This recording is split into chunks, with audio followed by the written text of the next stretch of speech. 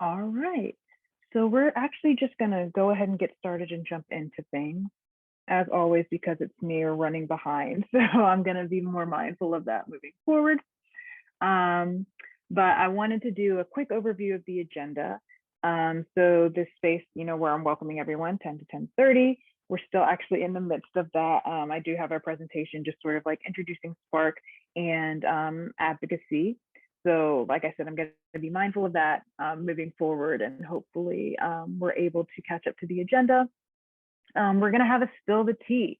So if you've maybe joined us on Instagram or seen that recording on Instagram, we've started something new actually this year for legislative session called Spill the Tea, where we provide legislative updates throughout session.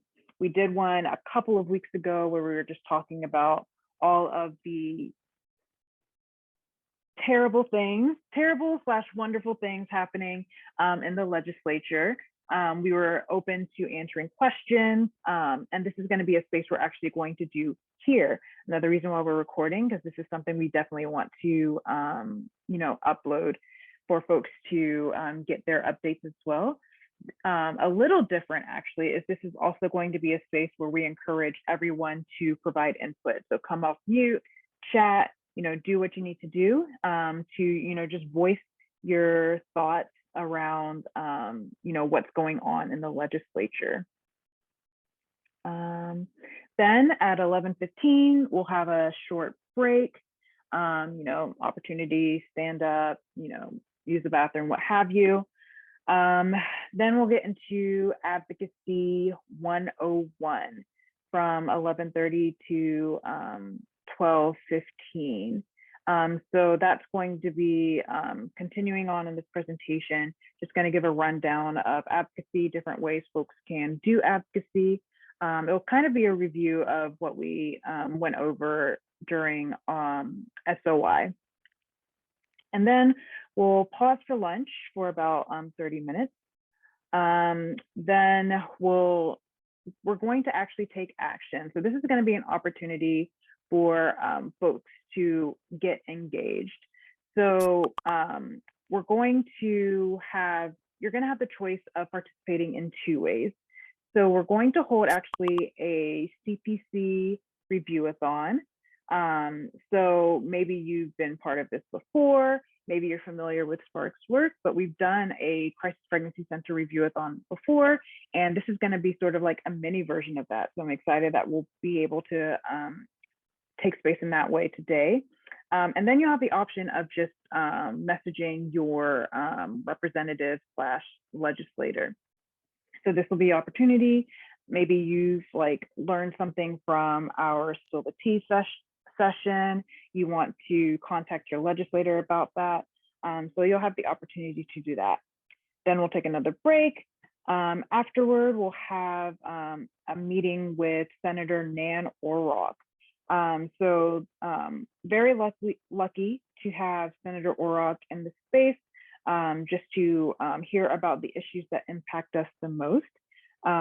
She was actually, because this is legislative session and senators and representatives are pooled in every which way, she was actually the one legislator who was able to get back to us and agree to do this. So we're very, very fortunate to have her in the space and have a meeting with her.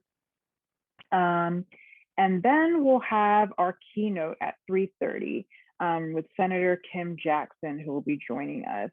Very excited to have her in the space as well. Along with Nan Orrock, actually, yesterday, they both spoke on the floor in opposition to the anti-medication abortion bill. So very lucky to have both of them in the space. And then, of course, after the keynote, we'll close. That closing will be from 4:15 to 4:30, but I'm actually going to leave this Zoom open until 5 for folks who just want to stick around, have any other questions. And yeah, so I guess we can get started with Spill the Tea. I'm actually going to stop sharing my screen. Let's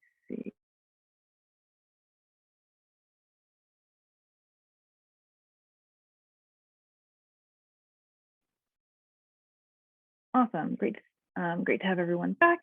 So wanted to get started with just like an overview of what's going on in session, what we care about right now, just an update of the work that's being done. And yeah, would love to hear from, folks here as we are reviewing these things, your feelings around particular bills, questions you may have, things like that. And yeah, this is definitely just a space where you can just voice your thoughts or whatever comes up for you. So we can get started. Alex, are you ready to join me with this? Yeah, absolutely. Awesome, awesome. Just opened this. Okay. So do you want to actually start us off with the with SB 456? Sure. Yeah, that's a good place to start. So SB 456 is a ban on telemedicine abortion. So basically, it would make it so that if he like currently, and it's like it started as a pandemic provision, and now it's been like endorsed by the FDA as just like a thing that we can have forever, of getting access to abortion pills just by telemedicine. Like you can talk to a doctor and pick it up at your regular pharmacy instead of going into a clinic. Um, and this is great. This expands access for a lot of people, especially like rural people, people who otherwise might be deterred from going to healthcare facilities because of either like racism, transphobia, like other barriers to getting healthcare. This just makes it a lot easier for people to get an abortion if they want one. So this bill unfortunately would make it so that you do have to go in person and see the prescribing physician like in their office before you can get these pills. They have to be like dispensed there. It also has some like crackpot science about abortion reversal, which is just like completely untrue. And having that like codified into law would be scientifically inaccurate, but then just like also like forcing doctors to promote this fake science. So that's also super troubling in this bill. And unfortunately, it did pass a Senate floor vote yesterday, which is disappointing but not surprising, just given the state of the Georgia legislature. So we're kind of shifting our focus from like advocating in the Senate to advocating in the House, as it's going to be assigned to committee there soon. Awesome. Thank you, Alex. Did not realize I was unmuted that whole time. But I actually forgot. So for folks just like reference, I'm actually putting in the chat a participant folder. And in that folder, you'll find different documents that will help you throughout the day as we, review the legislation, get into some of our actions later on today. So apologies for forgetting to mention that and uplift that resource earlier. But if you go to the participant folder, you can see our legislative agenda. It's called Copy of Spark 2022 Legislative Agenda. That's going to give you a rundown of the issues that we're uplifting during this session. So again, apologies for not talking about that or raising that before. So yes, back on the telemedicine abortion ban. And thank you, Alex, for giving us that background. So yes, it did unfortunately pass the Senate floor yesterday after some great just like comments and input from legislators, but of course being where we are, being that there is like definitely like an agenda, it did unfortunately pass.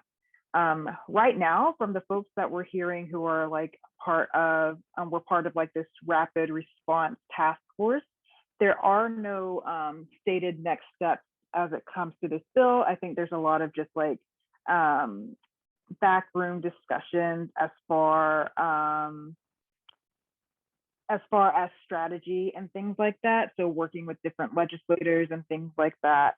So right now, there's no just tasks that are raised right now, but please like keep an eye on it. Keep in contact with us for next steps, because we anticipate, of course, that this is going to be assigned to I was it like Health and Human Services Committee? I may be actually thinking about the other bill, but this will probably be assigned to committee. And once that happens, there will be legislators who we will want to contact to, vote against this bill on the House side. So yeah, I mean, I guess any questions or things that come up for folks around this bill? Hey, Agpo, this is KR. Mhm.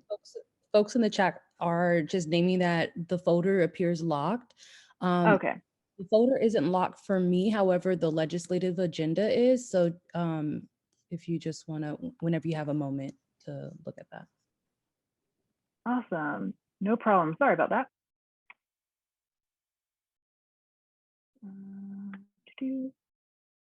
So yeah, anything come up for folks around the medication abortion ban or restrictions? And I'll let y'all know once I change those sharing permissions. And just to confirm, folks are confirming in the chat that the folder isn't locked, it's just the legislative agenda. Okay, great. Thanks, y'all.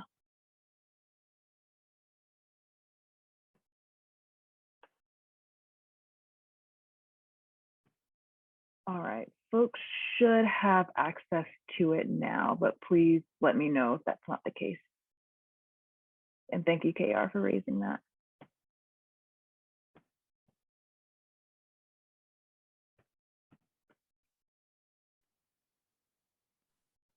I just want to add one more thing in terms of what we might be looking for in terms of like what y'all can do around this, the telemedicine abortion ban, is that we will definitely be looking for people to go to the Capitol. We're not sure in what capacity yet, just because it's like a little bit in transit, but stay tuned for that. And if you're interested or feel safe going to the Capitol, we would love to have you. Agreed, seconded. Yes, I think I actually just heard yesterday that they have opened up like the ropes on the Senate side. So yeah, we're able to do sort of like that old school lobbying on the ropes now. So yes, please look out for opportunities to go to the Capitol. If that is something you want to do, just let us know, and of course we will be there for you. And yeah, because we definitely want to talk to our representatives about this bill. Hopefully we can kill it before it goes any further, particularly when we're thinking about, just like the whole climate of abortion access in the US. And of course, Georgia is by no means immune to that. And Georgia is honestly at the forefront of restricting abortion access. So we definitely want our representatives to know that, their constituents are against this particular legislation, in the hopes that, it's something that can die in the House. So if there are like no like questions, comments, anything that is being raised around that, we can move forward. This is going to make sure. Okay. So typically I want to do like a good news, bad news sandwich, but maybe it's just like bad news, and then sprinkle in some good news in there as well. So I guess we can move forward to the transport ban, SB 435. This is a bill that would prevent trans and gender expansive kids from playing on the sports teams that correspond to their gender identity in Georgia schools. So Alex, would you be able to give us some background on that? Yeah, of course. So also just want to echo like the good news, bad news sandwich was particularly difficult in the past few weeks because it's been a lot of bad news. So yeah, the trans sports ban, this is a copycat bill, which means that like across the country in different legislatures starting last year, or I think the year before, very, very similar legislation is getting introduced. And it's written by these more like conservative, well-funded organizations that just give this like template legislation to legislators they think would be open to introducing it, and then it gets introduced across the country. So we had one of these last year that didn't pass, thankfully, but this is like an updated version, and this version So the one from last year only like spoke specifically to trans girls, but this one expands it to all trans students. So it would affect trans boys as well. This one, also similarly to the telemedicine abortion ban, just passed through the House as well. There was a really gut-wrenching floor debate around it. So if you want to check that out, that's on the Georgia legislature website. It's an emotional one for me, at least, because it does, like, this bill affects children, which is like children as young as 5, the K-12 kids. It's, you know, this just like culture wars kind of attack on trans youth, just for kind of messaging and to try to erase their existence, which is, I think, uniquely cruel. So that's an unfortunate one to have passed the Senate, but at the moment, we are looking to kind of kill it behind the scenes in the House instead of making like a big like demonstration or bringing media attention to it. There's more than one way to kill a bill, and it doesn't always have to come to like a floor vote, and like that kind of like democratic like yays and nays can kind of be killed in committee quietly, and that's really what we're hoping to do with this one. Thanks, Alex, and thank you for uplifting that. I'm actually going to highlight maybe a little oops facilitator moment for not like trigger warning for transphobia at the top of this particular topic. So apologies for that. With this particular bill, as Alex said, you know, right now the ask is to kind of not make this as like a public issue as they try to kill it behind the scenes. My understanding, it's been assigned to the Health and Human Services Committee on the House side, and the chair of that committee is actually a bit of an ally, kind of. You know, it's typically pretty hard to say which way she's going to go, but she's one who tends to listen to her constituents. So hopefully this is a bill that will die in committee or behind the scenes without us having to do a lot of advocacy around it. Any questions, comments, anything that comes up for folks around that?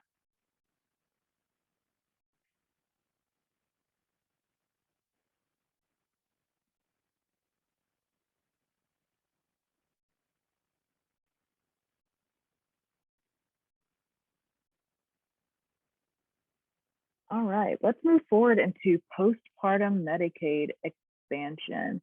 I feel like this one's a bit more optimistic, so that's great. Alex, are you cool with providing that summary as well? Yeah, of course. This one's pretty straightforward. It would just expand Medicaid coverage for a full 12 months after somebody gives birth. And this is great. It's moving with bipartisan support right now. And this is our this is our little sprinkle of good news, because I am feeling very optimistic about it.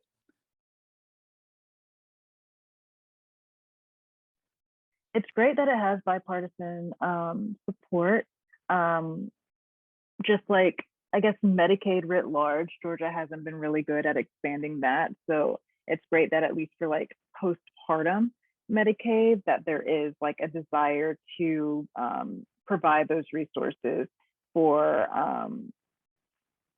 new parents beyond, what was it initially, like 6 months, I think.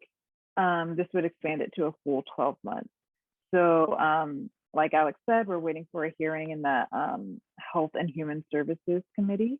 This is work that's been done for years. This has definitely been a big effort by Black women legislators, some Black-led organizations. So very, very fortunate that this is something that, you know, actually has possibility of moving forward and passing in the legislature. So very, very excited for that. If you're interested in getting involved on this bill, we are looking for people to specifically reach out to Black women legislators and thank them for their work on this and their leadership for this for years. And we also have a sign-on letter for maternal health advocates if you're a more like medically leaning person. And I can put the links to those in the chat. Awesome, appreciate that, Alex. And yeah, again, very, very excited about that bill. Please let us know if you have any like questions, comments, concerns around that. And yes, please thank these legislators who have worked so hard on championing this bill. So moving forward, I guess we can talk about the critical race theory ban / parental bill of rights. So I honestly feel like this is a personal like feeling that this is not going to get that much traction after crossover day. But yeah, Alex, would you be so kind as to provide a summary of that? And sorry for laughing, it's just ridiculous to me. No, I had like a similar response. I'm like, how are we still having this ridiculous debate about, anyway. So there's a bunch of these bills. I don't have a specific bill number for you because there's a few of them going through the House and the Senate. They either like specifically talk about prohibiting educators from teaching about systemic racism and like the lasting impacts of enslavement in the US. And then there's other more broad ones that are just like quote unquote parental bill of rights that allow parents to challenge, to like get access to the like very detailed access to school curriculums and challenge different parts of it.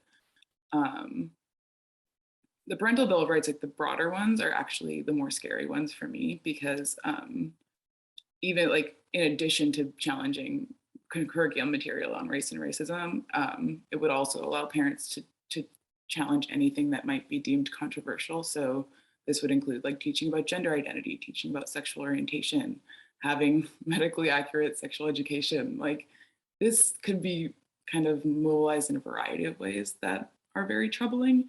And also it would be extremely expensive to enforce. So basically like our tax dollars in Georgia would be used like having all this like needless litigation and enforcement of these like parental bill of rights that are, as we all know, bullshit to begin with. So yeah, these are moving at various different rates. A lot of them are going to die in committee, but a few of them are like getting passed out of the floor and onto the other chamber, which is troubling. So I'm interested to see how these are going to shake out in real life if they do pass. And Alex, you said it. You said it better than I could. Bullshit. It really is. Are folks familiar with critical race theory or have like an understanding of what it is, or what I guess proponents of these bills are saying it is versus what it actually is?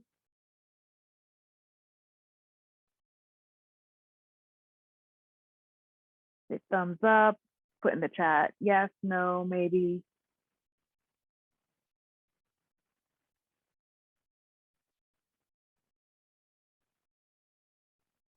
Dancing, kind of, sorta.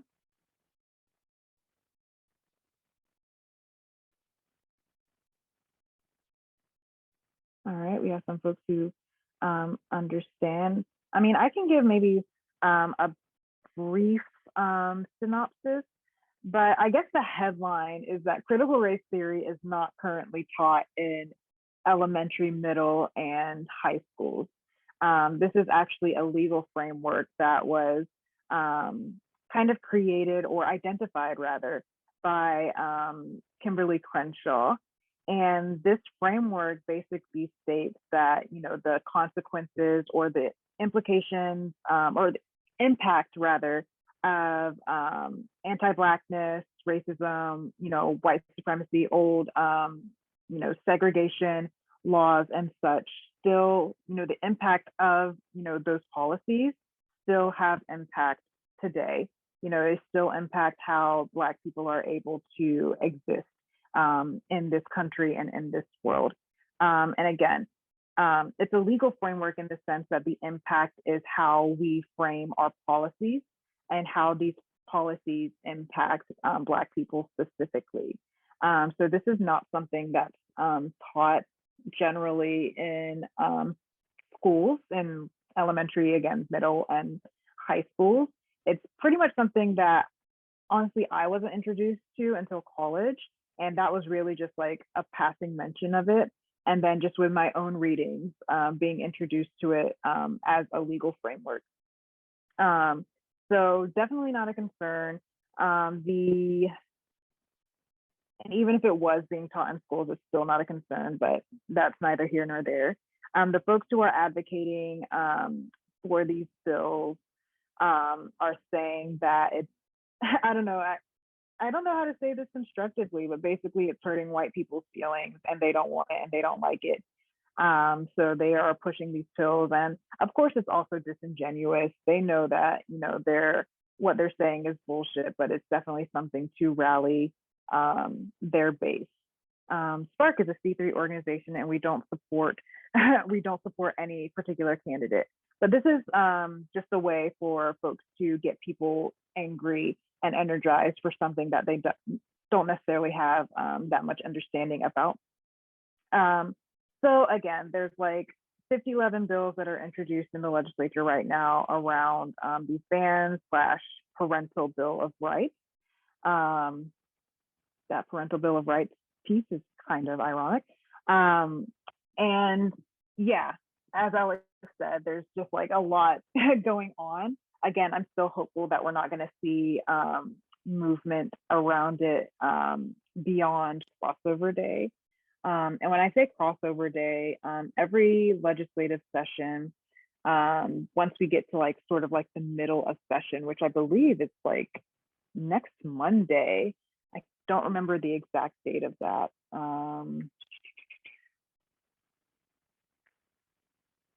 March 7th is crossover day. So once we get to crossover days, bills that haven't like moved past their original chamber. So for example, SB 435, even though it has moved, for example, if it hadn't gotten out of the Senate committee, or if it hadn't gotten the Senate vote to be moved to the House side, it would essentially be dead at that point. There would be no more discussion, there would be no more votes, there would be no more movement around that bill. But then bills that have, crossed over to the other chamber, they're still alive, they still have the opportunity to be passed. So again, like Alex said, even though that there's like 1,000,001 critical race theory bills, I'm hopeful, optimistic that there's not going to be that much movement beyond it, considering we just have a few days left of session. Today's not an active session day. So yeah, fingers crossed. Again, please, if there are any questions, put them in the chat, come off mute. But yeah, I guess we can move forward. I can say just like as far as just overarching issue areas, and if you know me, or if you've been just like, part of any like Spark training or any like training in different community spaces, you know that I love to talk about anti-abortion centers because I hate them so much. This is an issue area that Spark has actually been working on for a while, since I want to say like maybe 2015, 2016, when the initial like problem bill was passed. But if you're not familiar, and there are resources about anti-abortion centers in that participant folder. And let me see, I can add that to the chat one more time. The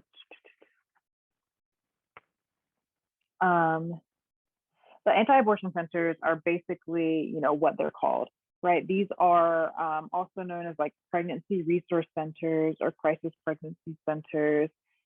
These are spaces where basically it's a facility where their basic goal is to convince pregnant people not to get an abortion. They do this by deceiving people, shaming people, straight up lying to people, using sort of like deceptive practices to make sure that folks do not utilize the full spectrum of reproductive health care choices. Right now, since 2016, when Georgia passed the Positive Alternatives to Pregnancy and Parenting Grant Program, Georgia allots state funds to anti-abortion centers through the Department of Public Health, even though, inarguably these facilities can't be classified as healthcare facilities. They're not required to have any licensed medical care on staff. And with that, they're not required to keep your information private. So you know how in typical medical facilities, your medical information is generally kept, private or has to be kept private. Anti-abortion centers do not have that requirement. So right now, even though there's not necessarily a lot of legislative movement going around this, we are part of a campaign, Spark. We're part of a campaign to defund anti-abortion centers. We're leading this campaign to, take away that funding that we're currently giving to anti-abortion centers and allot that funding to, resources that are actually helpful, evidence-backed, and can actually provide support for people who are looking for that kind of support when they're pregnant. So if you ever want to talk about anti-abortion centers, please hit me up. I love talking about them. They're terrible. And yeah, any questions around that? I'm seeing in the chat, Kathleen just did a story with the New York Times into the private investigations into CPCs in your area. Oh, wow. Kathleen, would you feel comfortable with talking a bit about that? Sure. So I know I'm in Ohio, but my nearest Planned Parenthood and preterm are 45 minutes away, but we have 2 crisis pregnancy centers in my area that I have gone to personally myself 3 separate times because I didn't know what it was. Because they don't promote themselves as a fake clinic, obviously. You just know to go there when you're pregnant to get a pregnancy test for assistance with like Medicaid and food stamps and stuff like that. So I actually went to it undercover for the 3rd time for the New York Times story, just to gain all the information and see how it runs. Went in there, the secretary gave me my pregnancy test and gave me my negative confirmation verification form that was pre-signed by a doctor in my area who's actually a radiology doctor. Pre-signed, pre-filled out. She signed it as a doctor. I looked her name up through the Ohio Medical Board licensing website. She's not a doctor at all. And then the next business day, I actually called their abortion reversal pill hotline that they gave me and then proceeded to tell them, well, I just had my abortion at 9 o'clock in the morning. And they proceeded to give me a prescription for their anti-abortion or their abortion reversal pill within 10 minutes over the phone, without seeing a nurse, a doctor, no medical history whatsoever. And then they proceeded to call me 78 times in 2 minutes, which was terrifying. And then when I asked for actual confirmation of the people that were calling me saying that they were nurses, they refused to give me their names or licensing numbers or anything, so I couldn't look them up or anything like that. So they're either not real nurses or they know what they're doing, and know what they're doing is terrifying. But the horrible thing is it's actually listed as a health resource in my children's school agenda over Planned Parenthood. So that's the first resource they get to go to in our area is a fake clinic. Oh my goodness. Thank you so much, Kathleen, for sharing. And 78 calls, like delete, block, throw the whole phone away. That is terrifying. I appreciate you for sharing that and for your work, I guess, as a CPC secret shopper. We've done similar work to that before where, we call in just to see what kind of services they're you know, saying that they offer. And if I remember correctly, sorry, y'all, this was years ago. A lot of the time, the situation was like, just come in, and we'll, tell you whether we provide an abortion. Just come in. The point is to get you into the door. Oh, I'm seeing, oh, they actually blocked your calls. That's hilarious. But yeah, like, and this is how those, places operate. And, hopefully, and I believe is Ohio one of like those states that like fund anti-abortion centers. If that is the case, of course, Georgia is the same way.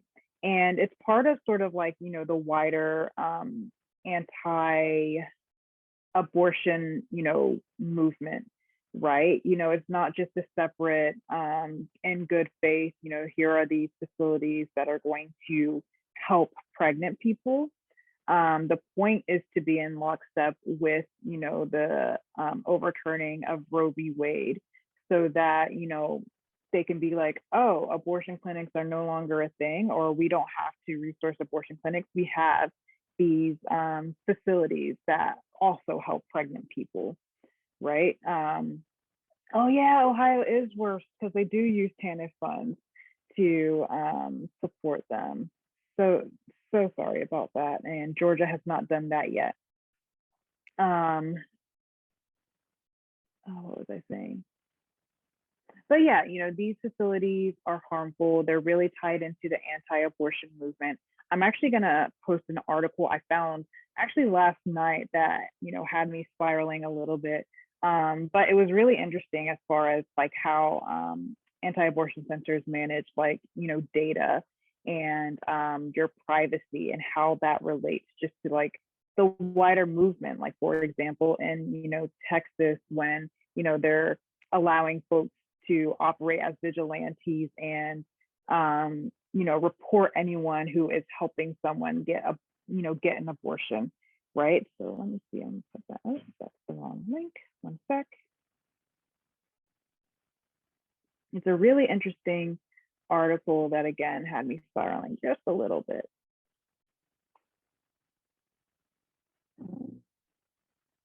But yeah, again, please hit me up if that's something you ever want to talk about or do work around. Like I said, Spark is leading that campaign to defund anti-abortion centers. So hopefully we can, get funds to actual resources.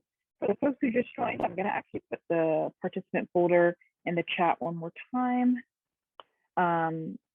That's going to provide you with just like the resources. It has the agenda in there, as well as our legislative agenda and just different resources to assist you throughout today's event.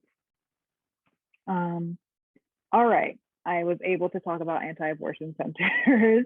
So I'm going to move forward. Again, Kathleen, thank you so much for your input into talking about our, oh, sorry, just popped in, but if we're talking about CPCs, Texas is one of several states that also funnels money from license plate sales to fund them. The license plates, please don't get me started on license plates, because, Georgia also has those Choose Life license plates. Fortunately, to my knowledge, they don't directly fund anti-abortion centers. They just go to anti-choice organizations. But yeah, it's just another example of state funds, going to, political causes, essentially very partisan political causes.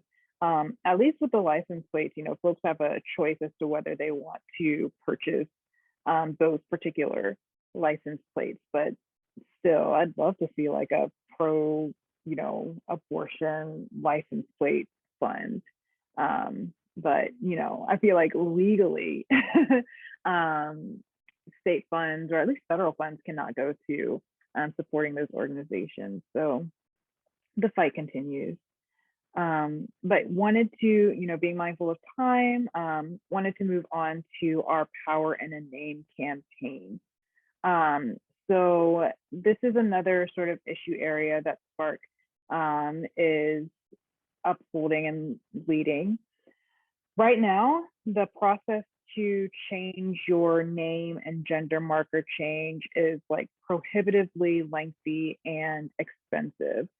So this campaign actually seeks to ease that process. We seek to make it so that, folks don't have to, publish their name change publicly. Like, I think it's like 3 times. They don't have to like pay all these fees or go in front of a judge and, do all of these, jump through all these hoops in order to change their name. And then of course the hoops are even, more difficult when it comes to changing your gender marker on your state issued IDs. So this project, or this campaign rather, is called our Power in a Name project. Right now, as this year goes on, as we get past legislative session, we're going to do a lot more work around that. We definitely want this to be a base member-led campaign. So if this is an issue that you're interested in, or if you're just interested in learning how, campaigns kind of operate, or issue area policy campaigns kind of operate, this will provide a great opportunity for you to get that experience and be able to, affect change in Georgia. So again, we'll be doing a lot of just like work around that in the coming months. And yeah, stay tuned for just more information and resources about that. Any questions, comments, anything that came up for folks with everything that we've discussed so far? And then Alex, please let me know if I'm like missing anything. I think you're doing a great job.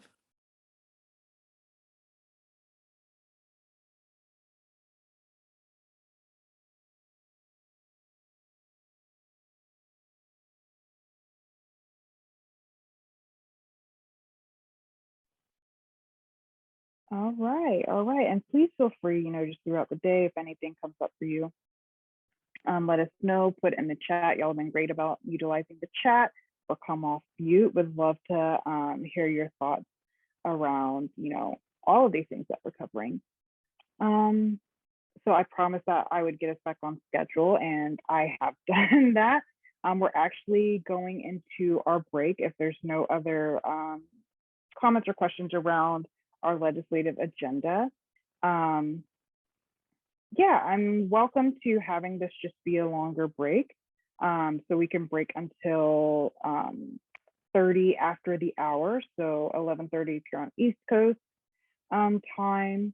And we can rejoin and start talking about, advocacy and what that looks like afterwards. So I'll stick around for folks who have questions.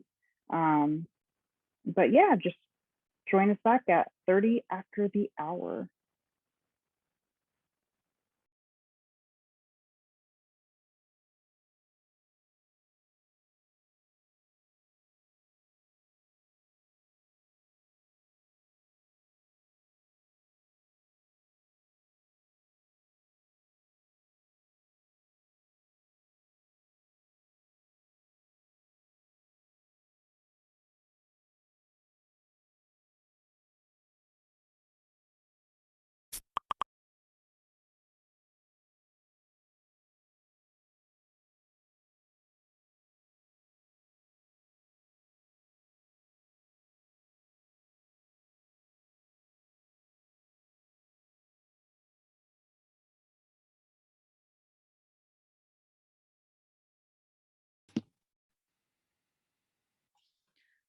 All right, so now I wanted to give us the opportunity to have a quick, I guess, review of advocacy and advocacy practices and what counts as advocacy. So I guess a quick advocacy 101.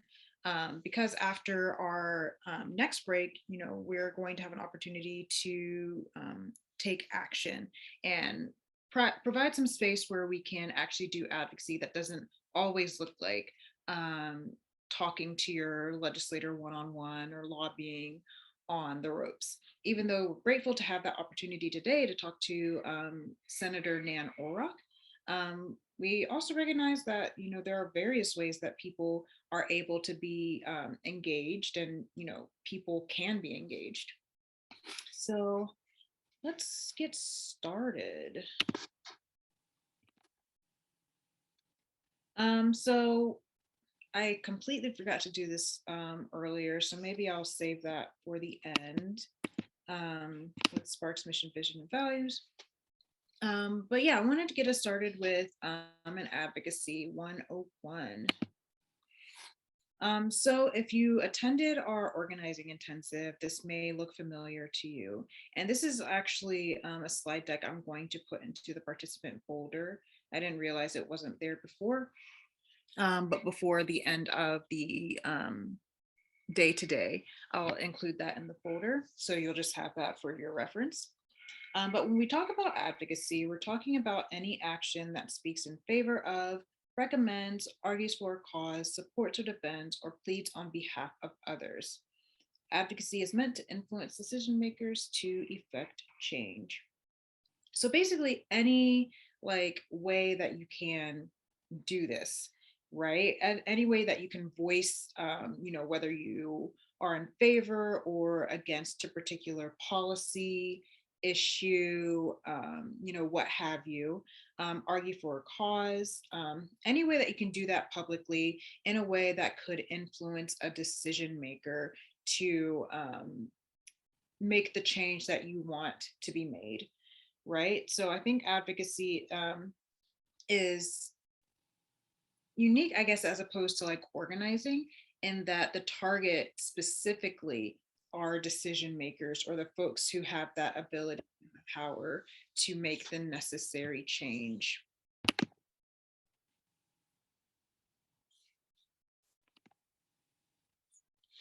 So if you'll remember from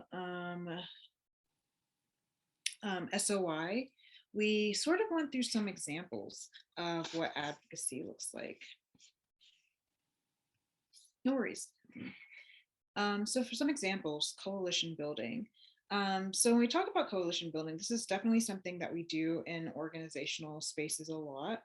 As organizations, we do have a certain amount of power, but, part of, what we need to do is build more power in order to affect change.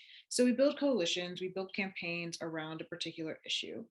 Spark were part of several coalitions that have just several objectives and goals to affect change in Georgia and the Southeast and nationally.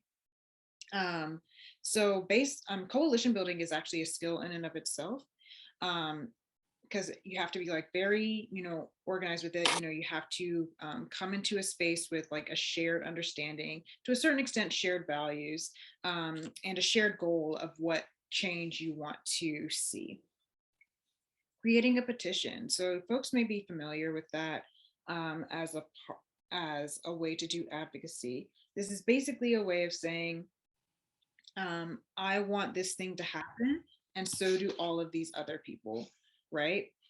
So, you may be familiar with just the process of creating a petition. On the top, you may have just what the issue is, what you're hoping to, happen with that issue.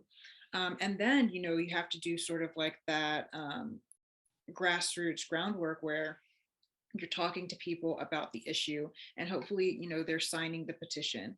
That way, that petition can translate into support or opposition to a particular issue that you can present to a particular legislator or decision maker, rather. Educating, whether that's the public or legislators. So things like this, right? Providing space where you can educate folks on particular issues. When we were reviewing, our legislative agenda, that was part of advocacy, informing folks about the issues that, Spark is championing, and how, folks can support or get involved, and of course, what our stance is on that. But it goes also beyond the public. A lot of advocacy is educating legislators. Legislators don't know what they don't know, right? So as advocates, part of our job is, letting legislators know about a particular issue and teaching them about it. There are plenty of legislators who don't know what anti-abortion centers are. There are plenty of legislators who don't know the harms that a anti medication abortion bill could do. Part of our role as advocates is to teach them about that. Fundraising. So raising, the money to do the work or to go towards a particular cause. That can be advocacy in and of itself, and that you can, once you raise those funds, you have a bit more resources to contact decision makers, mobilize folks to contact decision makers. So that's just like another part of advocacy work, a big part of advocacy work. A lot of resources I recognize goes to like fundraising. And it's not just for organizations, right? There's like a lot of like organizing and advocacy work that goes around fundraising for communities, like more like a mutual aid sense, how we support each other through crises.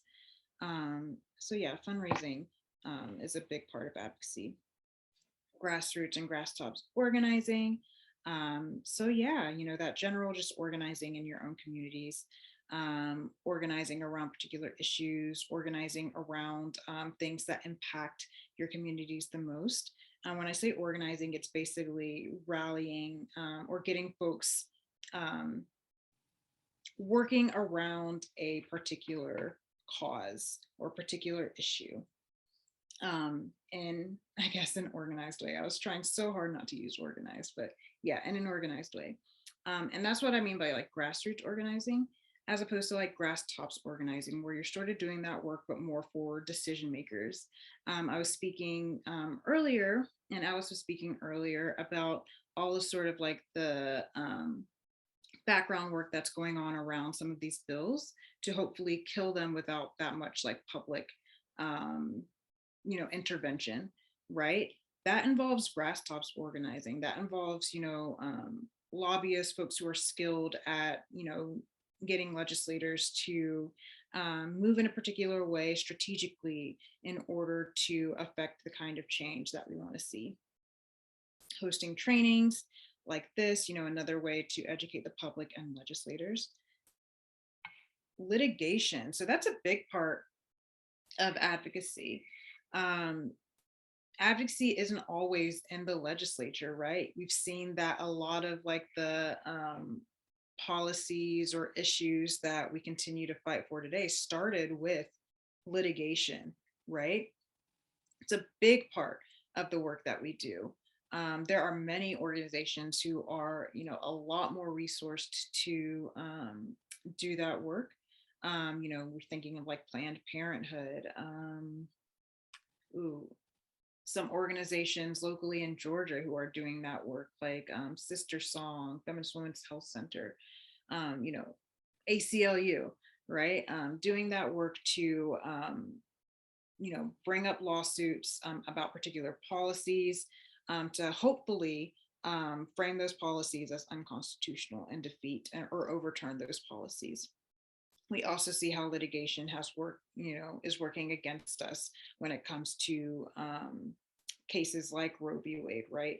Now as we're seeing like the Mississippi case go to the Supreme Court and, awaiting that decision in the summer, litigation was a tactic that was used by anti-choicers to overturn Roe v. Wade by strategically, introducing these anti-abortion bills in all of like these states, knowing that of course what we're going, like the only thing we can do to hopefully overturn that legislation is sue.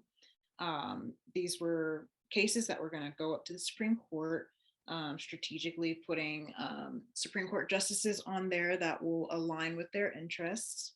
And yeah, unfortunately putting us in a position where Roe v. Wade is in danger of being overturned.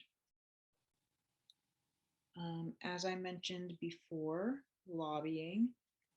So lobbying is basically like being at the Capitol, like talking to decision makers and telling them exactly how you want them to move, how you want them to vote on a particular issue. You generally hear of lobbyists for like, big like private organizations who are trying to lobby in their interests, whether it's to, suggest that, you don't increase taxes, or you don't, you don't like do some of like these other things, I don't know, that corporations don't want folks to do. But lobbying also happens with like on an organizational level or a nonprofit level, when we're advocating for or against particular policies, and we have folks in the Capitol who are able to have those conversations with the decision makers. When we're talking to Senator Nan Orrock later on today, that is an example of lobbying. That's an example, having a legislator meeting is an example of, sitting down with the legislator, telling them about an issue and asking them to support or not support a particular issue. And honestly, getting like commitments or straight up yeses or nos about how they intend to move on a particular issue. So I also will add the caveat that as like C3 organizations, our ability to lobby is kind of limited. We can only use like a small percentage of our resources towards lobbying. Otherwise, we could get in trouble with the IRS. So typically, what we do, since legislative session is like generally a small part of the year, we kind of do that quote unquote like lobbying work more towards the beginning of the year. And then as the year goes on, we allot resources as necessary, but it's never exceeds sort of like that. I think it's like what, 10%, 10% barrier. And yeah, there's like a lot of like regulations and rules that go along with lobbying, and if you're a C3 organization. Organizing a demonstration. So that's of course like a bigger way to do advocacy, a bigger way to get your point across by getting a lot of people to make a lot of noise about a particular issue. That's generally seen sort of like as an escalation of like tactics, maybe if there are just like various tactics you've used to try to affect change that aren't just working. Sometimes it necessitates like escalating to direct action things, like a demonstration or a rally. Researching an issue, so just getting information about a particular issue. We have like a lot of folks, like the good folks at Emory, who are just dedicated to researching like RJ issues and providing us with those resources to sort of like translate to decision makers as to why like anti-abortion bans could be harmful and things like that. Starting or joining a campaign. I spoke about our Power in a Name and our anti-abortion center campaign earlier today. Campaigns are really just like organized advocacy and organizing, right? There's a strategy with it. There's a plan.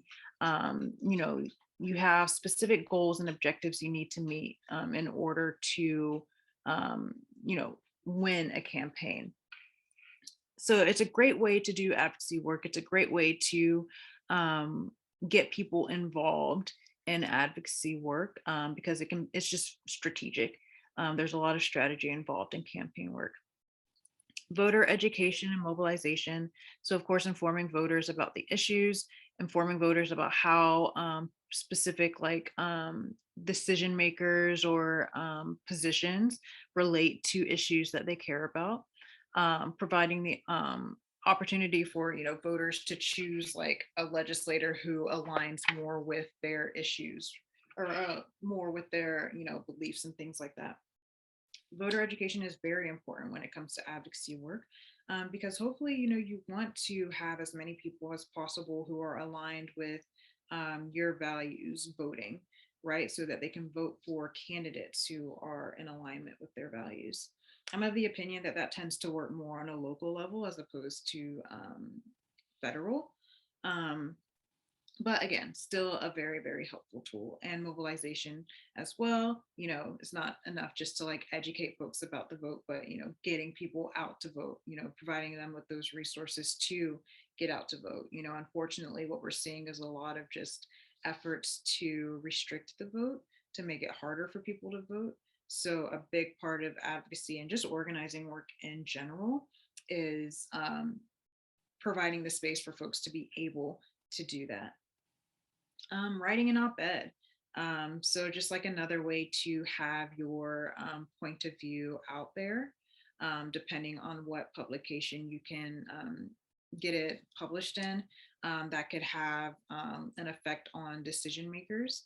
And it's relatively easy, right, to write an op-ed about a particular issue, something that's timely, something that you know is going to resonate with folks. Voice your opinion, you know, provide evidence to sort of like support that opinion, you know, kind of respond to what you anticipate the opposition would say about a particular issue, getting your voice out there so that, you know, it's a really easy way to get folks, I guess, aligned with your point of view, but also, you know, to reach decision makers. And then, of course, there's like a lot more you can do when it comes to advocacy or organizing in general.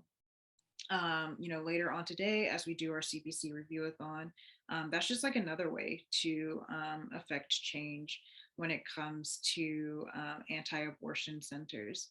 So, you know, in that space, we're just going to leave Google reviews on anti-abortion centers. It's relatively like low stakes, like small action folks can take, but it can have an impact, right? You know, if these centers are, you know, receiving like 1 stars with like just truthful reviews about like what they actually do and don't offer, that can have an impact for folks who are just looking for abortion services, and the first thing that comes up on their Google search is an anti-abortion center. So yeah, it's an easy, relatively easy way to have an impact. And of course, there's like, you know, much more beyond that to do advocacy work. Any other like methods or ways of advocacy that come up for folks? You can come off mute, put in the chat.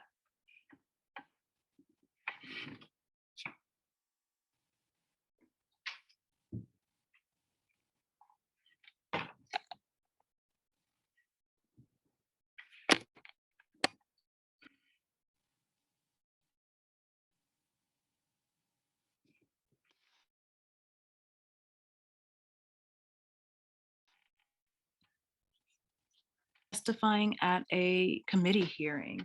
So yeah, I mean, every bill that we see get introduced in the legislature has to go through a particular committee. And, you know, in those like committees, that provides a space for the public to actually provide their points of view and comments on particular policies. You know, to various degrees, you know, based on the policy, you know, whether it does like have a lot of just like publicity and it's controversial, they may kind of like, and it's unfortunate, but they may sort of like limit like how the public is able to, you know, give those testimonies. But it is a really great way to have your voice heard around a particular issue, to literally talk to the decision makers in a public space that's on the record and say, do not support this or do support this. And this is why. This is how it's going to impact me. This is how it's going to impact my family. This is how it's going to impact my community. So it's a really great way to, you know, tell your story. So yeah, thank you for providing that. It's a really great answer. Personally advocating on social media about CPCs, absolutely. So social media is a great tool for doing advocacy work. At some point, I may have actually took that from the agenda when I thought about it, but no, it's there. I wanted us to sort of have the option of like tweeting our representatives, right? Tweeting, messaging them on Facebook, whatever, their campaign or official pages are. Of course, not like, abusing, bullying, whatever. But yeah, being able to send those messages on social media to your representatives, but also just publicly post your points of view. I feel like, and I'm on Twitter all the time. It's kind of sad, but yeah, I'm on Twitter a lot, and you see a lot of people who are able to sort of voice their points of view about particular policies or issues. I'm often just like randomly tweeting about some of like just like the bullshit happening at the Capitol, about particular policies, about just like things I'm seeing going on in like other states as well. It's a great tool because you can really definitely like find like-minded folks, or just be able to, without even your knowledge, like teach people things. I will say on the topic of social media, and this is something actually, maybe it was last year, I talked a bit about during our organizing intensive, where just based off like what platform you're using, there's different ways to strategically use social media. I brought up like Reddit as a really, really great tool for advocacy and, well, primarily organizing, because the each, like, I guess subreddit is sort of aligned with in like different interests. So there's commonality there already, and you're able to talk about particular issues, get feedback from folks. Of course, as any, social media place, Reddit can be a cesspool. But I've found that it can be a really, really helpful tool to do organizing work. I mentioned Twitter, to, voice, your opinion or just information about words are so hard for me today, a particular issue. Twitter is also a really, really great organizing tool. I think we saw, particularly in Ferguson, how Twitter was really, really helpful in kind of showing exactly what was happening on the ground there, just like unedited, objective truths about like what was going on there when the media wasn't really doing a great job of actually, showing that. So yeah, these social media can be a very, very helpful tool, as much as it can be also, a harmful tool for various other reasons. These are great. Any other means of advocacy that folks are familiar with?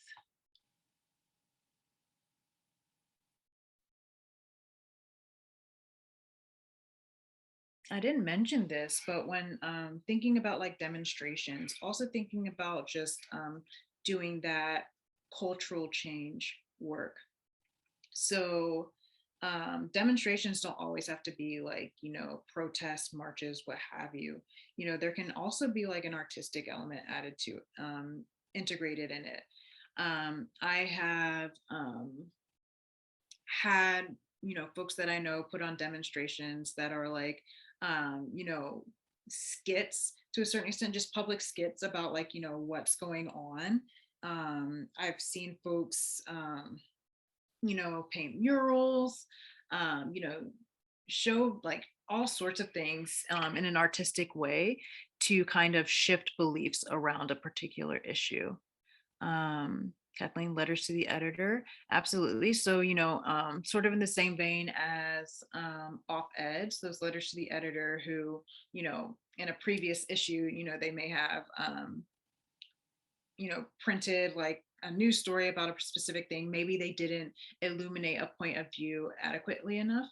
Letters to the editor are really helpful in just saying, actually, you didn't touch on these things, and here are like some other points to consider.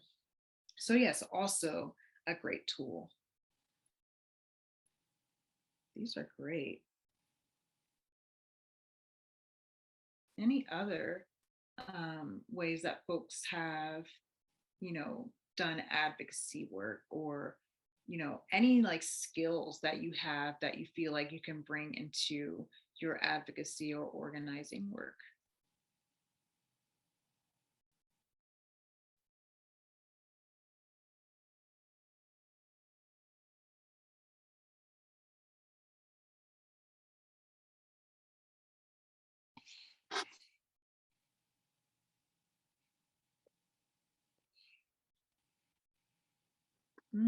Podcast. Thank you for Kathleen for uplifting that.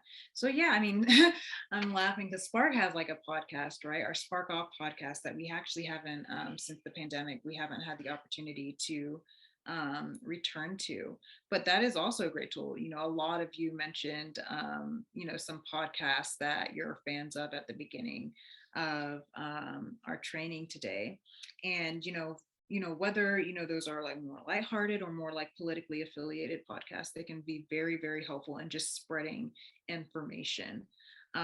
Even like the funnier ones. I think Aaron mentioned The Read earlier. I love The Read. And there are just like, even in that space, there are just various issues or stories that they bring up that, make me want to do something to affect some change or do something about a particular issue, even if they're not like straight up asking folks to do anything. They're just saying, this is horrible, you suck, things like that. Podcasts are great tools that we see, folks use to do kind of like that advocacy or organizing work, to educate folks. These are great. I appreciate, y'all sharing. And I say this to say that like, there are various ways, no matter what your skill, where you're coming from, what your comfortability is, there are various ways to do advocacy work. I can say that, even though I sort of identify as like more shy, introverted, not that much of a public speaker, I do enjoy like, giving like trainings on particular issues, particularly ones that like I care a lot about. Again, like, come at me around anti-abortion centers, I will talk for hours. So just find an issue that you're passionate about and, talk about it, talk to your friends, your family, things like that. It's just a very, very easy way to sort of do that advocacy work. Hold on, I'm pausing because it's saying my internet is unstable. So please let me know in the chat if y'all can't hear me. But yeah, there are just various ways, various easy ways based on your comfortability that you can get involved.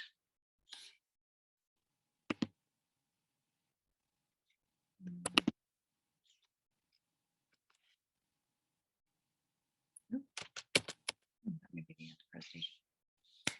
So I want to actually, and I'm going to stop sharing my screen for a second.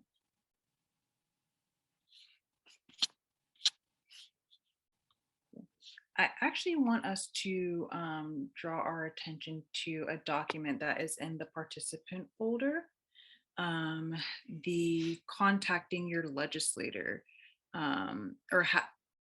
contacting your legislator document.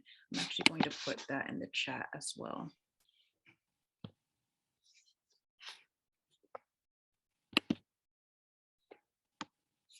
And I'll share my screen for folks.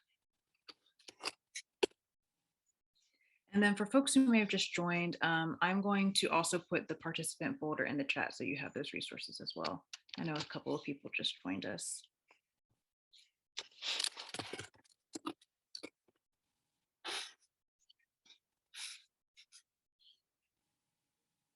No problem. So let me actually pull this up and then I can share my screen.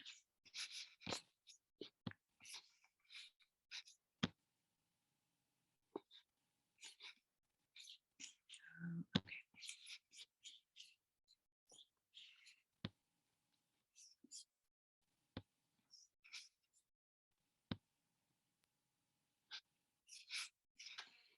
Okay, I hope everyone can see that. But I wanted to highlight some tips when it comes to contacting your legislator, whether through email or through like, sending a letter, which I feel like at this point in time, legislators are more likely to pay attention to like snail mail letters. I feel like they don't get that as often as they get emails. But I did want to, move through this a bit or go over this with y'all. So be direct. State what you're emailing about in the subject line. I think legislators, they get a lot of emails, I imagine. So being able to just say straight up, please support this bill or don't support this bill, SB 435, SB, 456, being like straight up about it in the subject line. Don't kind of like, go around the issue. You don't want to necessarily like, lie about the intentions of your email to sort of like, trick them into opening it or anything like that. Just be direct, state what you're emailing about. Tell them that you're a constituent. So yeah, especially if you live in this person's district, tell them, hi, my name is, whatever. I'm live in your district at, and it's actually really, really impactful to even just like put your address or even like your neighborhood, right? I remember a few years back, I was talking to my federal representative, Representative David Scott, and I was like, yeah, I live in your district. Funnily enough, I've like moved around Georgia like 4 times, and every time I have been in this district, it's pretty weird because these have been like completely different areas, like 30 to 45 minutes away from each other. But yeah, I was able to say, hey, I live in your district. I live, off of Rock Quarry Road or something like that. Or, when I was living somewhere else, I like, oh, I live in this like apartment complex, something like that. So you don't have to like state your address, specifically, but, being able to say this is where I live to kind of give more like evidence that you live in their district, and they know what their district is. They're very familiar with their district. So if you say like, I live off this road, they should, know what you're talking about. And they're more likely to pay attention. And mention that as early as possible in the email. I feel like, then they're more likely to want to hear what you have to say because you're a voter, right? You're a potential voter for them or against them. Have an ask. I think that's one of the more important things that you can, remember when you're contacting your legislator is to have a direct ask. Make sure you're asking them to either support or oppose a particular bill or state their stance on an issue. You want to ask them also to just like follow up with you with a response if it requires one. Be direct about, what you want them to do, what you want them to answer.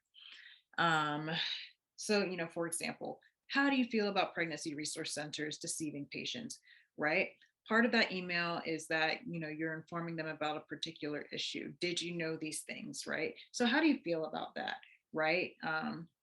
That is a call for them to actually respond to you, so you can get that feedback or open the door for conversation a bit more. Be informative.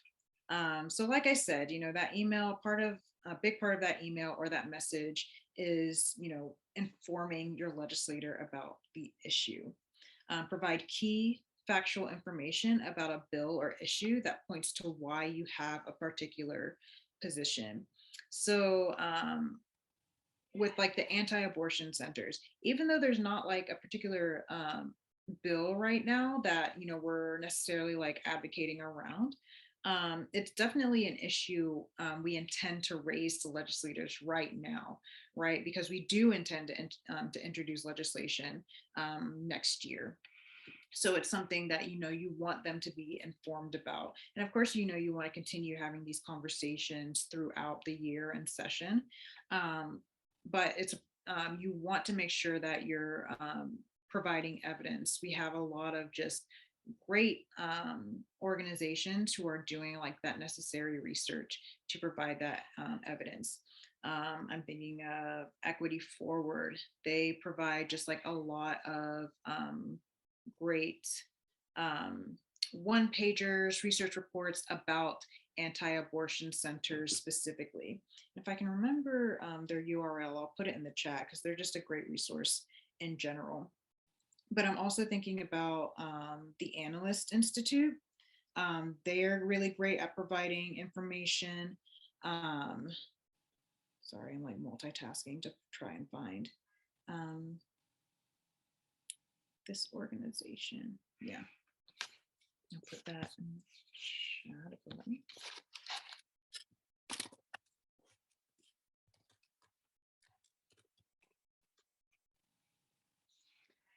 But yeah, so being able to even like attach a research report or document to sort of point to your issue and kind of summarizing that in the body of your email is really, really powerful. And then of course, offer to provide additional information if asked. So, you know, this is another way for legislators to follow up with you, you know, if they have further questions, you know, and to continue those conversations. Make it personal. How does the bill or issue impact you and your community? So just, you know, another way to kind of bring in that you're a constituent. This is how this particular issue is going to impact your other constituents, right? I feel like that's a really, really great way to communicate your point and to influence your legislator.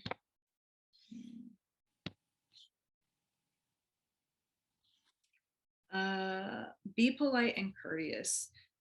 So as much as, you know, legislators are able to, you know, receive and do receive just helpful, informative emails, they also receive just like a lot of vitriolic emails.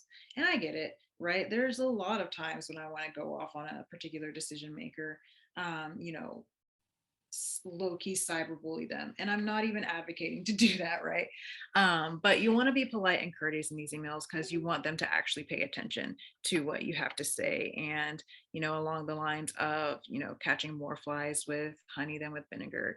You want to be very polite and courteous, and when you send this email, you know, thank them for their time, you know, refer to them with their titles, things like that.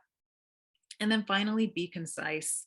A general rule of thumb is to not exceed 500 words when it comes to your email. And if you're sending a letter, not to exceed 1 page.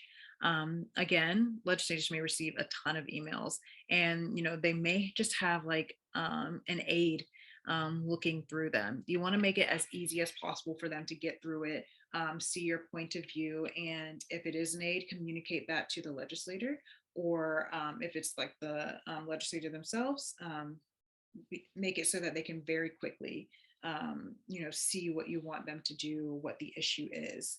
And again, hopefully they're able to follow up with you so you can have further conversation if it necessitates it.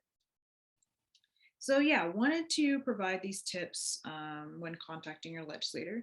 If there are any other like rules of thumb or like tips that come up for you, please put them in the chat, or let me know and I can even add them to this document. And I'm gonna stop sharing my screen. All right. Let me make sure I'm covering everything I wanted to cover. Oh, I did want to point to the CPC fact sheet. Alex actually created this last year, I believe, but it's in the folder. But this is actually an example of like something you can like attach to an email. And actually, let me open it so I can share that with y'all. Something you can attach to an email as far as like further information. Or if you're having like one-on-one legislative visits, or like, you know, you're meeting with the legislator as a group, this is like something that you could leave behind with them that's basically summarizes your points. I'll share my screen. Show that.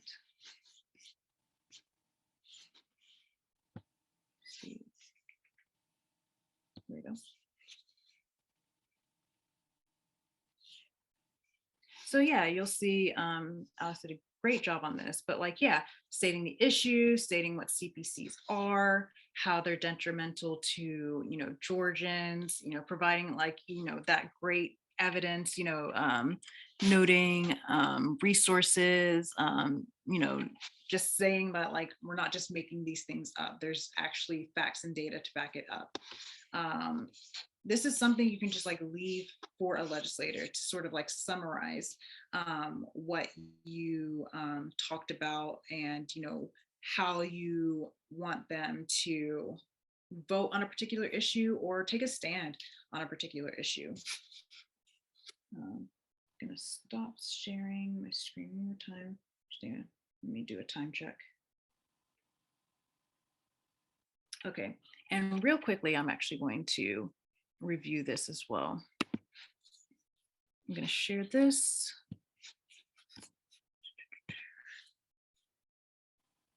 Let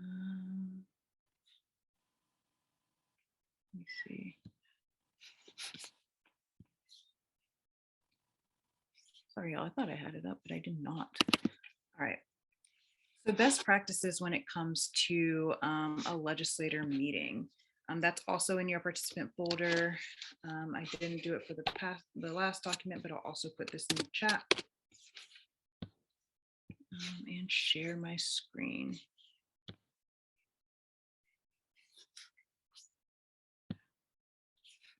All right, so today we're going to meet with Senator Nan Orrock to talk about anti-abortion centers, to uplift the postpartum Medicaid expansion, and then to thank her for her support around SB 435 and 456. I think both times yesterday, she actually spoke on the Senate floor in opposition to these bills. So as much as legislators like hearing, how their constituents want them to vote, or vote on a particular issue or take a stand on a particular issue, they also like to be recognized for the work that they actually do, to be recognized when they do stand up for a particular issue. It really helps sort of incentivize them to continue to do that. I can even say that that's something we did with folks we really had to like advocate and influence in order to help make them, vote in a particular way. I'm thinking of was 3 years ago during 481, the 6-week abortion ban that Georgia actually ended up passing. Representative Sharon Cooper, she is the chairman of the Health and Human Services Committee. I believe she is a Republican, maybe moderate Republican. And, based just like off those, stats, you would assume just like, without question that she would vote for that bill. But because of the advocacy work we did, because we have like a lot of her constituents contacting her, she actually listened and, voted against this bill. She was not cowardly. She didn't like abstain. She voted against, which is like huge. It's great. Right. And that's someone who we wouldn't necessarily recognize as an ally in the traditional sense, like, not necessarily like Nan Orrock or Park Cannon, but, that was a way that we were able to influence her. And then afterwards, we thanked her, we recognized her for, aligning herself with her constituents and not just with like her personal interests and beliefs. So wanted to sort of like, give a brief overview of legislator meeting best practices, and then we can go on break. But yeah, when you want to introduce yourself. So this is when you're having like a sit down meeting with a legislator. Typically how we kind of lobby in Georgia, which is unique in Georgia, is that we lobby on the ropes. If I can like briefly explain what that is, on each side of the Georgia legislature, so there's a House side and a Senate side, at the entrances to the chambers, they have like literally like these velvet ropes. And behind the ropes, you have all sorts of people like constituents, organizations, lobbyists who will like summon their legislator out to talk to them about a particular issue. You'll have like 5 minutes to like basically explain the issue. Um, Positives, it's a great way to be able to like to speak to your legislator like more like in an easier way without having to like schedule like a full meeting, because as I sort of mentioned before, wrangling legislators is kind of hard.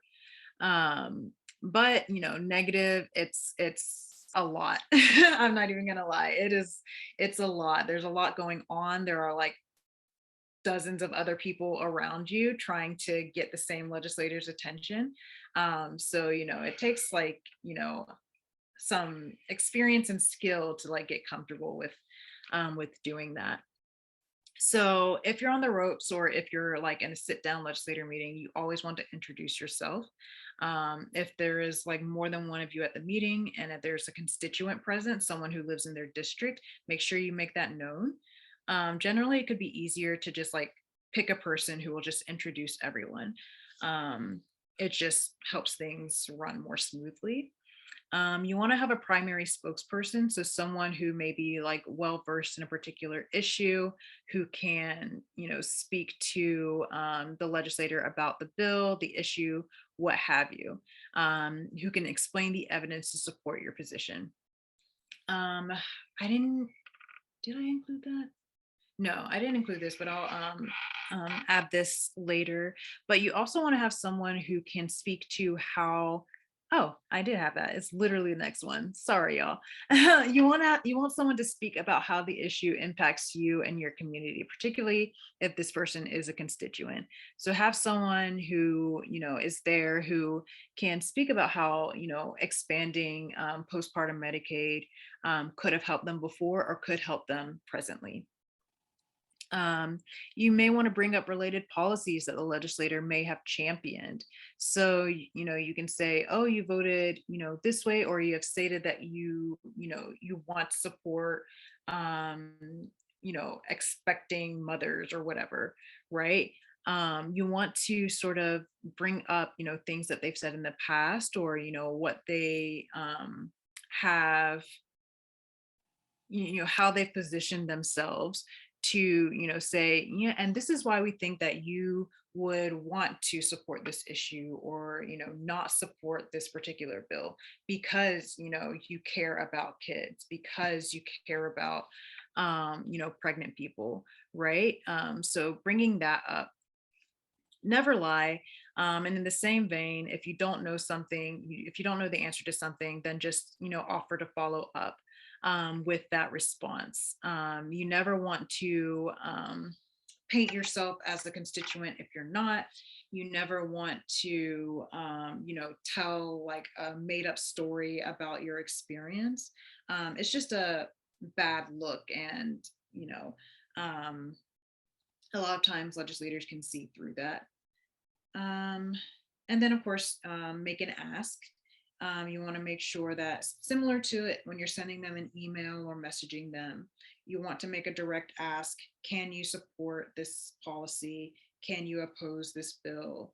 Can you tell us your position on abortion access? Make sure that you're making a direct ask and get a direct answer from them that you can document. And then finally, follow up. Like I said, you can follow up with answers to questions you may not have known in the moment. But you also want to follow up to thank them for their time. Thank them for meeting with you, sort of summarize what you talked about so that they can, remember that, have that for your records. And also it sort of helps form that relationship with the legislator. If you're having a lot of meetings with them, or if you've met with them in the past and you continue to follow up, they'll start to recognize you. They'll start to, recognize what issue area you represent, and you're more likely to get meetings with them moving forward because they want to have that relationship, particularly if your values and things are aligned. So yeah, wanted to make sure that I covered that. I know we're a little over time, so apologies. But we are going to shift into our next break.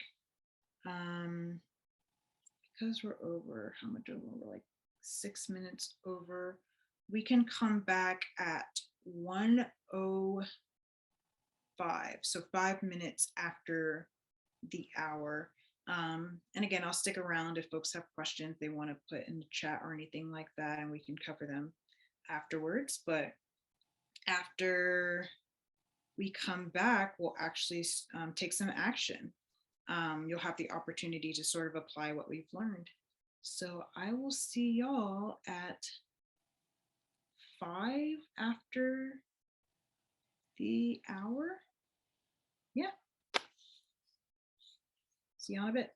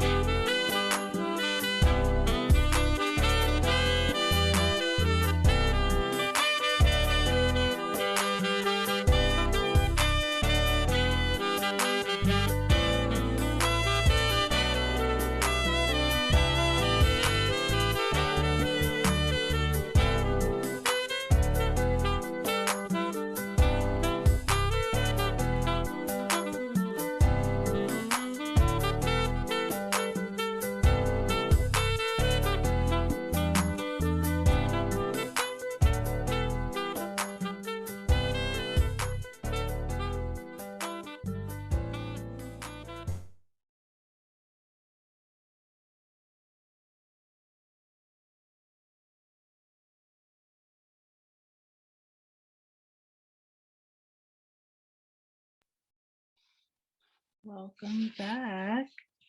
Hope you were able to rest and nourish yourselves during the break. Please let me know in the chat if you've returned, and we'll get started.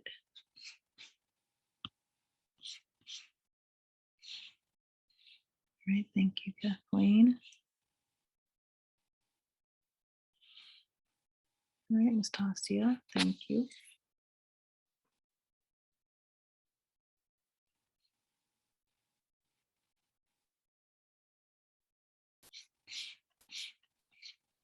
Awesome, thanks y'all. So we can go ahead and jump in. First, I guess transparent facilitator error. I completely forgot, even in planning this event, about the Uber Eats vouchers. Kay was kind enough to put that in the chat while folks were gone. And if you were unable to grab, sorry, I accidentally clicked. If you were unable to grab something to eat, I'm going to put that in the chat now. But apologies, y'all, it just completely slipped my mind. And again, shout out to Kay and Carter for facilitating that. All right, let me actually stop sharing my screen. Cool. So thanks for joining again. This is the part of the training where I wanted us to actually sort of take some action, apply what we've learned to, today during our organizing intensive about a month ago, and actually do that advocacy work. So we're going to do this in one of two ways. I say one of two. You can either, choose which one you want to do, or, we as a group will just do one based on how folks are feeling. So as I mentioned before, Spark held with some other campaign partners an anti-abortion center review-a-thon. This was an event where we were able to leave truthful Google reviews about anti-abortion centers.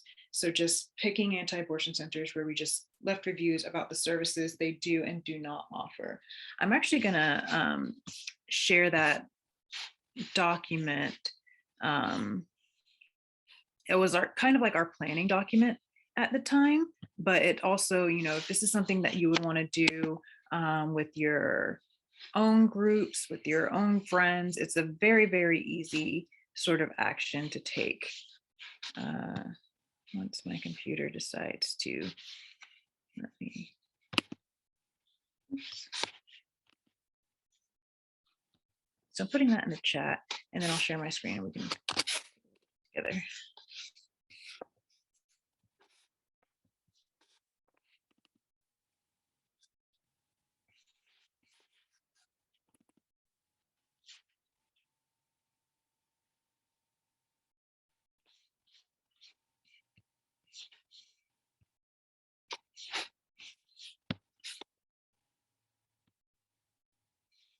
All right, so let's take a look at it. So CPC review workshop. So what I'm going to do is actually go through the actual action itself, and then we can get into actually doing it. So this is kind of a two-part kind of piece to this. So, I'm going to review, the action itself. So in case you want to do this in your own homes, your own communities, because like I said, very, very easy action. And then we can just, start doing it. So as you can see, we have our flyer here, really cute flyer about the review-a-thon. This was a space where we were able to learn about anti-abortion centers, why they're harmful, and apply that knowledge by writing and submitting Google reviews. So it was really, really actually fun action where we were able to talk about anti-abortion centers, write these reviews, leave an impact.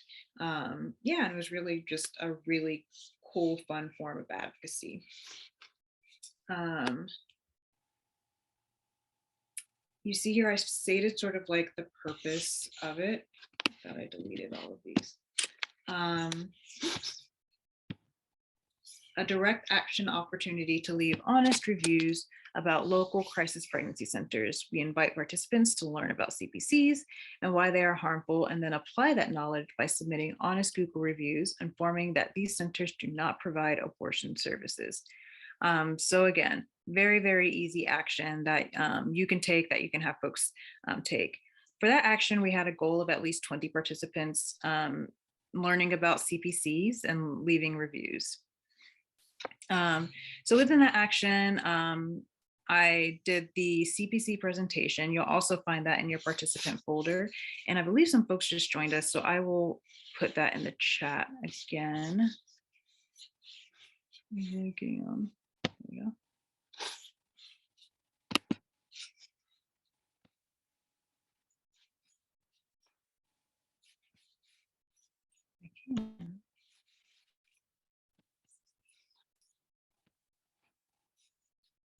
Screen share is so difficult. Okay.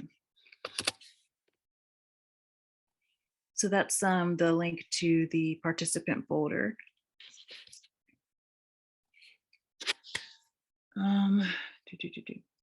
So yes, if you'll look in the participation or in the participant folder, I've included the CPC presentation, something that you can, use for your own reference, or if you want to teach folks about anti-abortion centers, you can use that as well.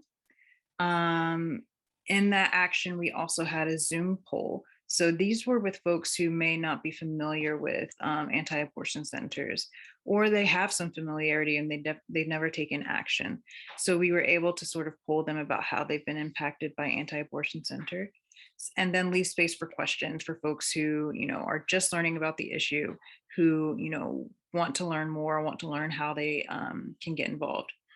So that was like the first half of the training, for lack of a better term, or action. Then we got into the actual action. And depending on the size of the group, this opens, this stop. Oh, yeah, sorry about that. I will share the folder.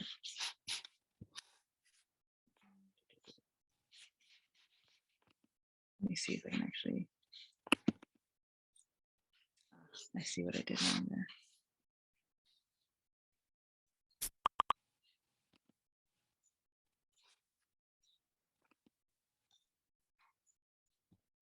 Okay.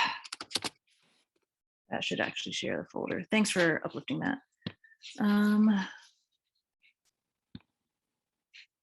Okay. So depending on the size of the group, you can split into breakout groups, or you can do it as a full group activity. And in these breakout groups, or the full group, we have further discussions about anti-abortion centers. Definitely just provided an opportunity for folks to talk about it in a more intimate space, explain their experiences with them. We had some guiding questions that we had, like, the facilitators of the breakout groups use. So we asked, what is most important to you when receiving reproductive health care? And we sort of asked that. That's actually also a question we asked for different actions within this campaign. When we're doing, or when we've done our phone banks in the past, we ask folks, what is important to them when they receive their reproductive health care. And a lot of the times what their responses are do not align with the services anti-abortion centers offer. We ask folks if they're aware, if they've encountered an anti-abortion center in your community, and that's where you sort of, get stories from folks. And then what kind of alternative community resources or programs could replace anti-abortion centers? So that question really sort of shows, I really thought I deleted all of these, sorry. Really shows,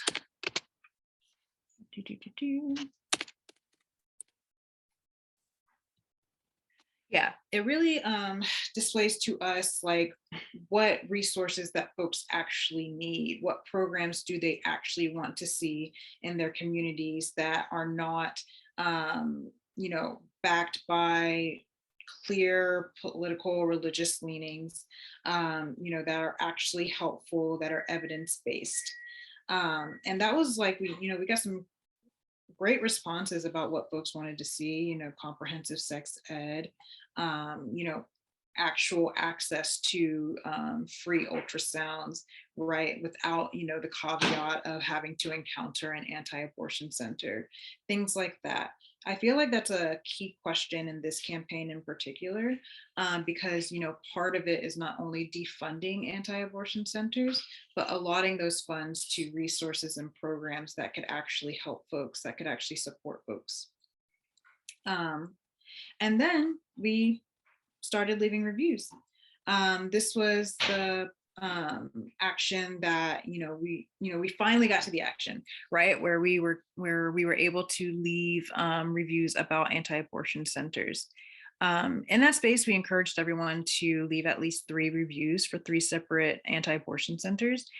So we had a little over,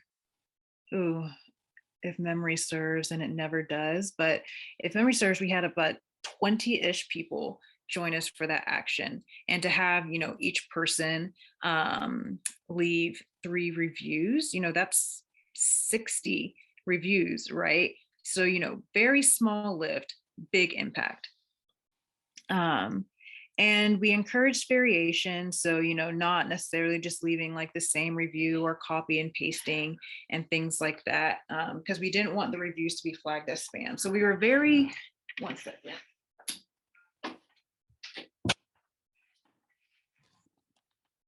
We were very intentional about including like those tips so that, this action would be successful, right? Anti-abortion centers, know that there are people out there that don't like them, that don't want them to operate the way they do. So they're quick to, flag things as spam or, lobby Google to have those reviews taken down, not lobby in the traditional sense, but like ask Google to have them taken down. But we see if we're leaving different reviews, if our reviews are truthful. You don't even have to say that you use those services if you haven't, right? You can just say, if you're looking for an abortion, this place does not provide abortions. That's a true statement. It's very clear, and you're not saying that you actually use their services. And leaving tips like make sure you review their website carefully to see whether they offer the services you're looking for. They do not provide abortions and they won't refer you to places that do. I even included reviews that were specific to individual anti-abortion centers that I was able to find when I looked them up.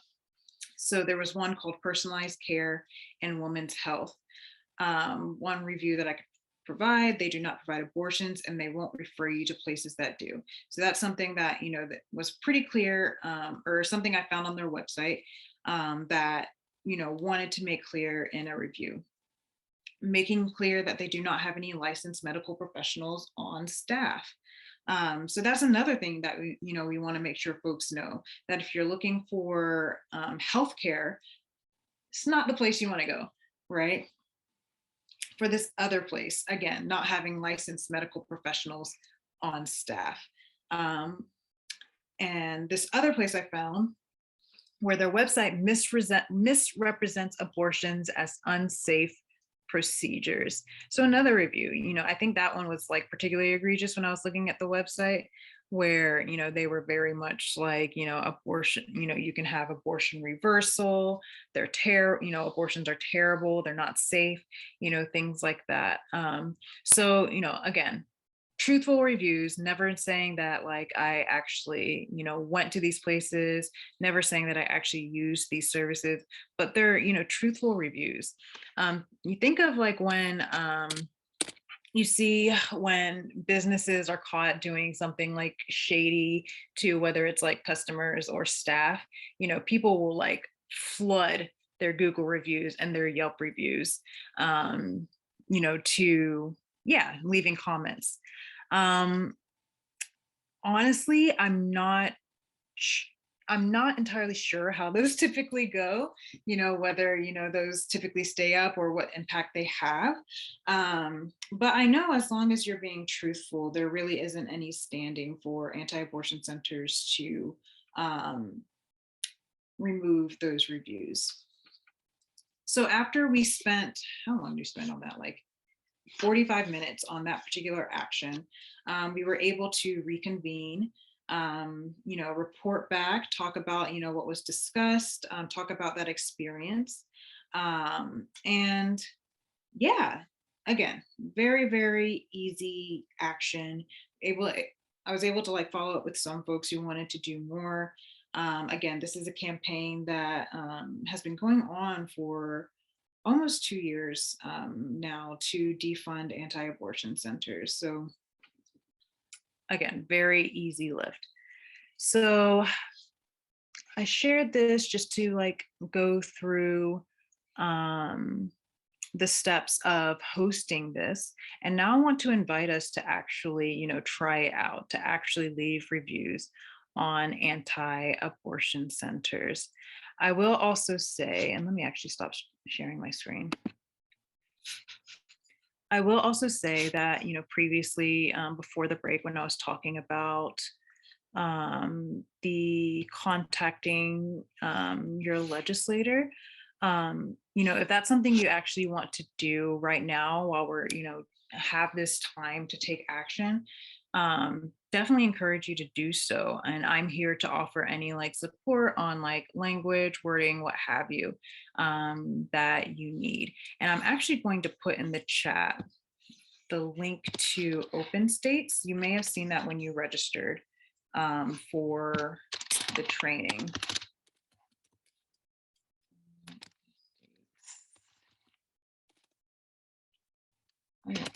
URLs, right? But this will give you the opportunity to look up your own legislator that you would want to contact. Make sure that's right. States.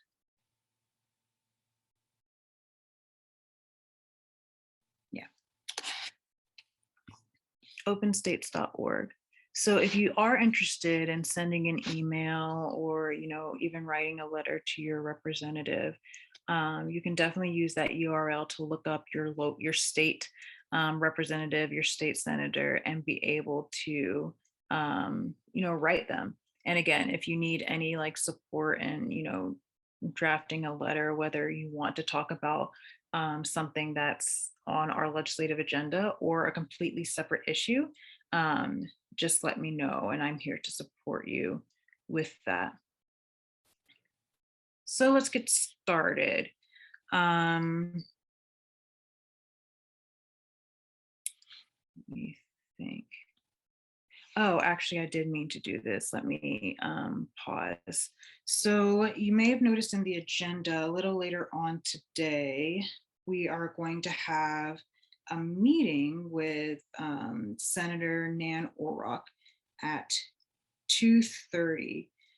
Senator Orrock has graciously agreed to meet with us to discuss some of the issues, priorities that Spark has. I say that to ask, is anyone actually in her district? So again, you can use that Open States link, or if you already know, just let me know in the chat. And if you are, let me know if, that's a meeting you want to be a part of, and we can talk a little bit offline, maybe during the break, about what that meeting could look like. So 1, are you one of her constituents? And then 2, and this is just for anyone, is anyone able to join that space, join that meeting space? I think it's just like a good opportunity to get that experience of meeting with your legislator. And a little later on, I'll actually put the Zoom link in the chat for that meeting. We set up a separate Zoom space for that because honestly, it was just a bit less messy to have a separate meeting space than the whole like Legislate This Zoom. But after that, you can join us on this Zoom that we're on right now, where we'll have our keynote speaker, Senator Kim Jackson. So please let me know in the chat if you're interested in attending that meeting, if there's something you want to bring up at that meeting, if you're a constituent of Senator Nan Orrock, and we can go from there. So let's get started actually with this action. I know I've talked like a lot about anti-abortion centers, so I appreciate y'all giving me the space to do that. So I did want to leave space for folks, to sort of answer any of like those discussion questions about anti-abortion centers that I posed here. What is most important to you when receiving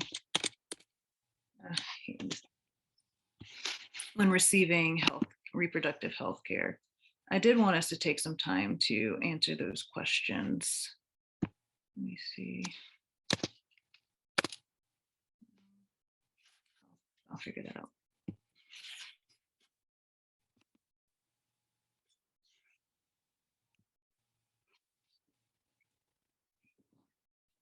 So put in the chat or come off mute, what is actually most important to you when you're receiving reproductive health care?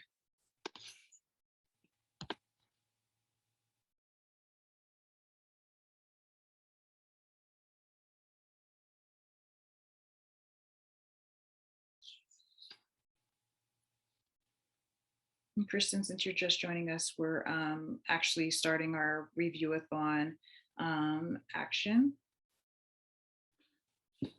So I'm seeing in the chat, being heard and seen by my provider, affordable treatment / care, trust, comfort, the provider listens, that it not be gendered and assumptions not being made about my orientations, who you're comfortable being honest with, knowing all options, accepts or doesn't, accept insurance, is affordable, I guess, with or without insurance. These are great. These are great. So, what I'm seeing is like, we want affirming care. We want, seeing down here, pro-sex care. We want to be seen. We want to be able to afford care, right? We want something that, we can actually afford. We want to be able to trust our providers and be comfortable with them. Having actually technology, computers for medical record storage. I haven't heard that one before, but yeah, I feel like there may be like some comfort in just like having that technology available that states that like we're a medical facility, we do store your records, but they're not going to be like shared out. Current in practice and uses the latest evidence. Yes, we want evidence-based care, right? Online scheduling, that like is kind of like a random one, but honestly, like one of my most important ones. Like I straight up won't schedule with a provider who doesn't have online scheduling because I hate talking on the phone. So that's a really, really great one actually. So these are resources, or these are things we want to see out of providers. Exactly. Won't order a pizza without online order. Thank you. Exactly. It's an access issue. Speak on it. So yeah, these are things that, we need in order to access healthcare, what we want to see out of our healthcare providers. And even, beyond anti-abortion centers, when we're just talking about healthcare providers writ large, I'm thinking about, providers who are affirming, who are pro-sex, who know how to navigate gender identities and sexualities and things like that. And folks don't have to explain their bodies to them, right? That's, the kind of care that we're seeking. And that's the kind of care that honestly, Georgia should be funding, as opposed to crisis pregnancy centers who, don't provide any of that care, don't provide that evidence-based care based off our secret shopper calls some years ago, do not provide gender affirming care, right? Are not pro-sex, absolutely not. So yeah, we want Georgia to provide funds to these other resources rather than anti-abortion centers. These are great. Thanks, y'all. Has anyone encountered an anti-abortion center in your community? I know, is it Kathleen? I'm sorry if that wasn't you speaking about, anti-abortion centers in Ohio. Thank you, thank you. Definitely a long day. And I know, like, growing up, and it's like weird to look at it in hindsight and like be like, damn, that was an anti-abortion center. But like I grew up down the street from one. I remember I had to like for my for in order to graduate, I had to like do some kind of internship. And since around that time I was I was into like medical stuff and wanting to go into healthcare. um there was this like woman center. I can't even remember what it's called. It was like women's pregnancy center, like down the street from my house. And I remember going in there and being like, yeah, I'm looking for medical, internships and medical job shadowing. And I remember they were just like, no. And I didn't even think about it. I was just like bummed that they wouldn't let me in because I was interested in like gynecology and things like that. But I just like went on to another space. But like that was an anti-abortion center. Like, and now when I like go visit my mom, every time I drive by it, it's just like, kind of a shaking my head, shaking my fist type thing. I also went to high school down the street from one, right? It was actually kind of in a very cute building. Like it was like a little house. It was like something pregnancy resource center or something like that. And I was like, oh, that's so nice, and we would drive to school every morning. But of course, in hindsight, anti-abortion center down the street from a high school where, teenagers who are more likely to need those kind of resources, right? Any other like people like on the call who have had experiences with anti-abortion centers, who have encountered one, or who have some in your communities?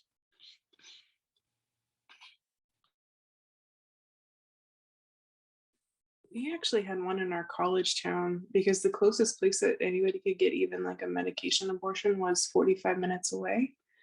And they would come on campus for like health fairs and stuff and pass out like little like metal pins of like feet, like I guess to be like, I don't know, just really like gross, coercive stuff. And they would paint themselves as a pregnancy resource center.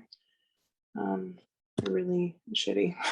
Oh wow, not the baby feet, but yeah, the gall to show up at a health fair, no less. Thank you for sharing that, Kristen. Anyone else? Anyone like grew up near an anti-abortion center, down the street from one, went to school around one?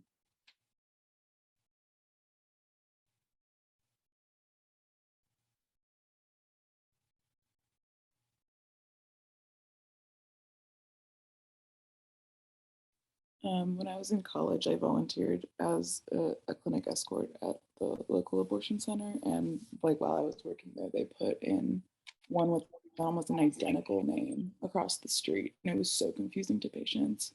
They had to make like huge signs being like, no, this is the real one. Wow. Wow. And that's like not even something I've even like talked about, how anti-abortion centers will literally set up shop like right next to an actual abortion clinic.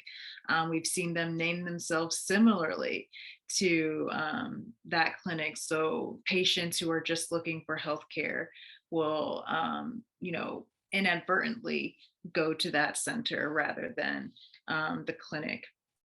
Very, very just like sneaky stuff. Thanks for sharing that, Alex. But yeah, I definitely encourage everyone to look up if there's like any around your hometown or where you live now. For this part of the action, I encourage everyone to like you can like Google your address, and then once it like focuses on your area, put in pregnancy resource center, see what comes up. And then from there, I encourage and invite everyone to leave those reviews. Like I said, I have some sample reviews here. But if you need any inspiration, please let me know.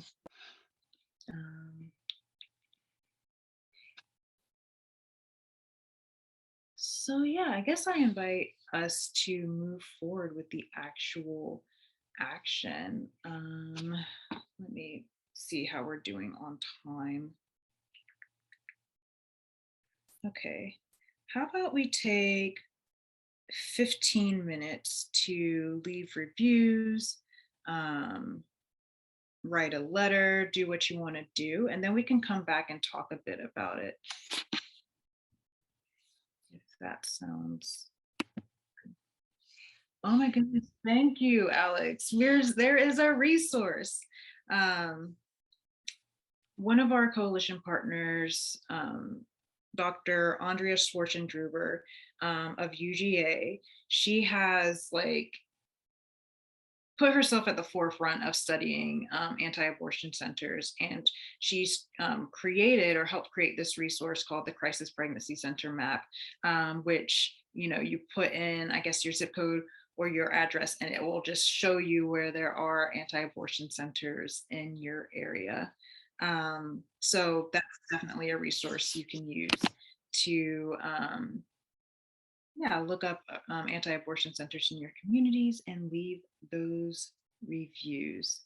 So again, for folks who just joined us, we're going to take 15 minutes. So until, let me see, 1:55 or 55 after the hour, for folks who are joining from other time zones, to either leave a review on your local anti-abortion center, a truthful review. And I'll put up that action sheet on the shared screen once we get into it, or to write to your legislator or tweet to your legislator. And I'll put the Open States link in the chat again for folks who need to look up that information. After that, we'll come back, debrief a little bit, and then we'll go into our break before our meeting with Senator Nan Orrock. I'm here with any questions, or if you just want to talk a bit more about them, about anything. But yeah, let's get started. Let's start leaving these reviews. Let me share my screen.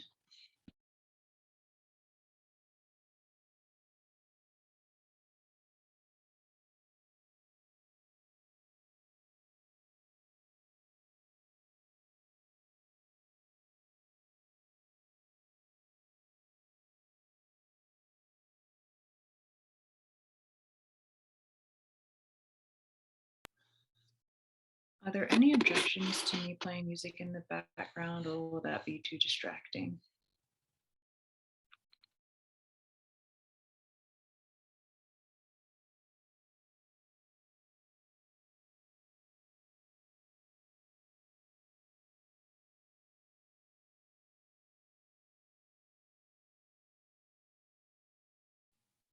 Okay, I see, Kathleen, you said music is fine.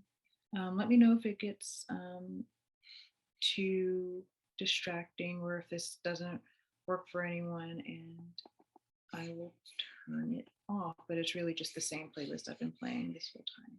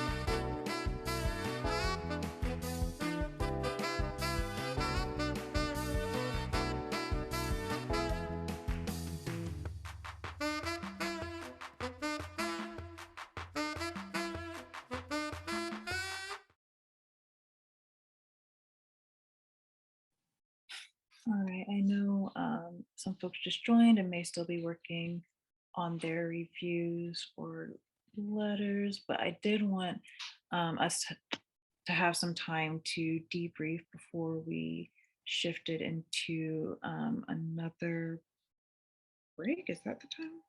Hold on, let me make sure.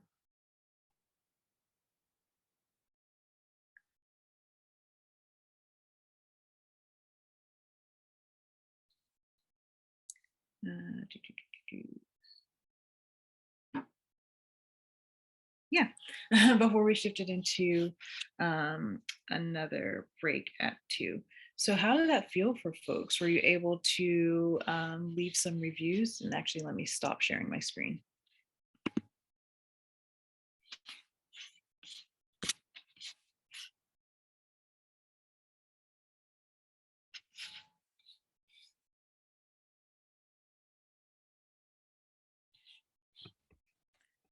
I may be in a unique position, but mine that I found that are local to me actually do provide abortion support and services. Oh, wow. So do they provide abortions or just like support? Some of them do actually provide the abortions themselves, and then some of them have on their website that they send people to resources for other places to get abortions if they want them. Okay, cool. I will say that with anti-abortion centers or crisis pregnancy centers, if it's a facility that does provide abortions, then they're probably not a crisis pregnancy center or anti-abortion center. Yeah, I think our listing in New Jersey seems to be off. Okay. Weird. I'll maybe talk to Andrea about that and look that up. Anyone else? Kathleen, I saw that you know it was liberating to get your story of your experience out. I'm so glad to hear that.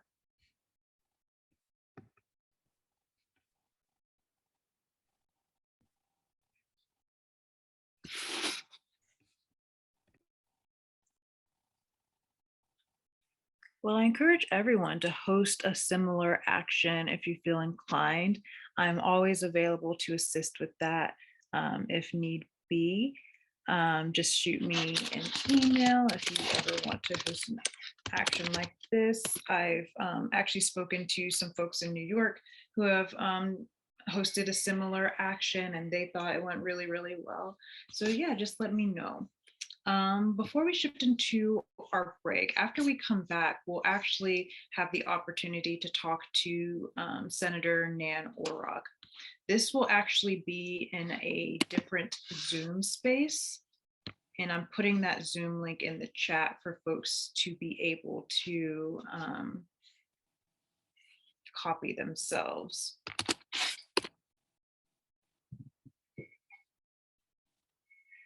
We figured it would be easier to have this as a space, as a separate space, particularly as we were initially anticipating to have more legislators join us.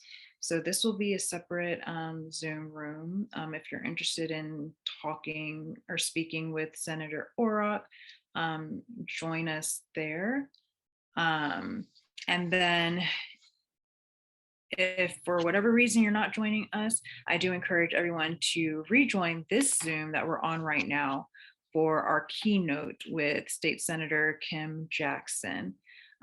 Very, very excited that she's able to share space with us, talk a bit about, advocacy and how legislators kind of respond to folks, talking with them, speaking with them.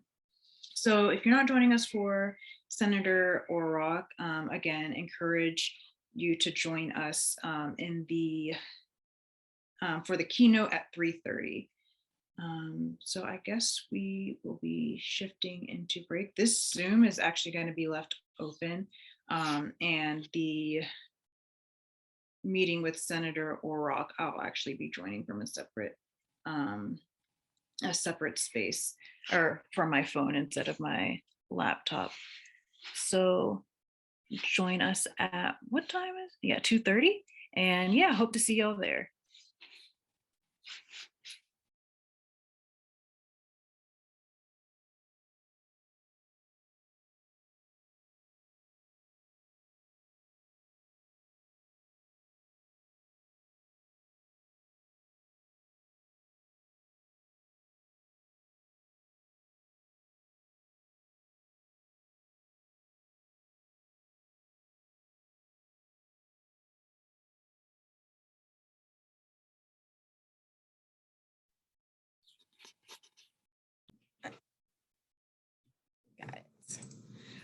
So I'll just begin. I think some of you are probably aware that we were able to pass out of the Senate a bill that would allow for Medicaid to be expanded for those who are post-pregnancy from 6 months to a full year. So that bill, it's in the House now. Some good momentum. The bill number is SB 338. SB 338. We passed that out of the Senate unanimously, which there was a time when that would not have happened. But this is a huge win for anyone who is on Medicaid and who is pregnant, because we know that's one of the most dangerous times in the life of someone who has given birth is within those that first 12 months. And so we passed out SB 338. I encourage you all, please reach out to your House members, encourage them to vote yes to expand Medicaid for that entire full year. I'm actually very optimistic. I think there's going to be a lot of things that come out of this legislative session that will hurt us, but this is one thing that I think would be really helpful to us. And so I'm excited about that. We're also working on some mental health bills, most notably HB 1013, which is kind of this kind of big bill that's inclusive of many, many things. It is a large bill. It has many components to it. And I tell people all the time, it's not, it doesn't solve all our problems. And it's not a slam dunk. There's no doubt about that. HB 1013, it starts us. So if you follow basketball, they use a basketball analogy. It gets us past half court. It gets us in scoring range. But it's by no means is it a slam dunk. But I am really excited about it because we've been so far behind when it comes to mental health issues that seeing a bipartisan effort show up to really try to address these things is a positive thing. So those are probably like the two good things that are going to come out of this year. Now for the bad news. I mean, there'll be other good things too. I've got my own bill I think we're going to get through. But for the bad news, obviously you all, I think many of you all saw the debate or at least saw clips from the debate around whether or not trans children should be allowed to play sports on the team that matches their gender identity. That passed out of the Senate on partisan lines. Every single Republican in our body voted yes to exclude children. They voted yes to endangering the lives of children. They voted yes to ignoring true science. They voted yes to all of the evidence that tells us that trans children are vulnerable to all types of mental health issues. As a result, they voted yes to that. But I'm proud to say that there are many Democrats from the moment that it was in committee all the way through the floor who really did fight that bill. I am the only LGBTQ member of the Senate, and so these were straight allies who really did stand up and voice their concerns and really did try to fight on behalf of our kids. So I'm proud of my colleagues for that. And at the same time, deeply saddened that this bill continues on over to the House. So while you're emailing your House person, you know, give them the good thing, like say, yes, vote green on, vote green on Medicaid expansion for people who are pregnant post, for 12 months, and then, give them the bad side and vote no, vote red on excluding trans children from playing sports in this state with a gender identity that they match with. We also just yesterday heard a bill that would limit whether or not medication for abortion could be sent in the mail. Because of COVID, for the last 2 years, physicians have been able to prescribe pills that help to assist in abortion, and they've been able to come to you through the mail. I mean, I receive all my medication in the mail, actually. And so this was just included in that. But yesterday, Republican men introduced legislation and carried legislation that would deny us that opportunity. Again, we continue to fight. There are great advocates down here in the Senate who are fighting to try to defeat those bills, but it passed out of the Senate. And we actually are hopeful that it might actually kind of rest quietly and take a back seat in the House. Time will tell, but that certainly is our hope, that the House will just kind of let it lie so that the laws can stand as they are, which allow us to receive the medications that we need in the mail. those are some of the big points, I think, and big bills around repro that I think probably are on y'all's radar. I'm happy to answer questions, especially maybe that would be helpful. And if you don't have questions, then I'll talk to you all about my bills because, you know, I'm excited about them, but I'd love to entertain questions first.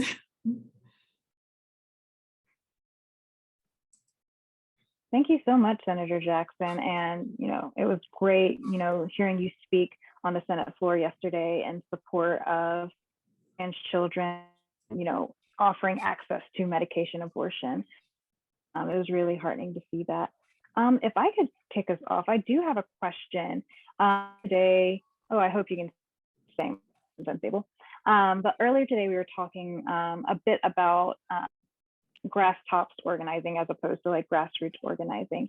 And I'm wondering how much relationships you have with organizers outside of the legislature or community members, and you know, who are able to sort of organize legislators around a particular bill.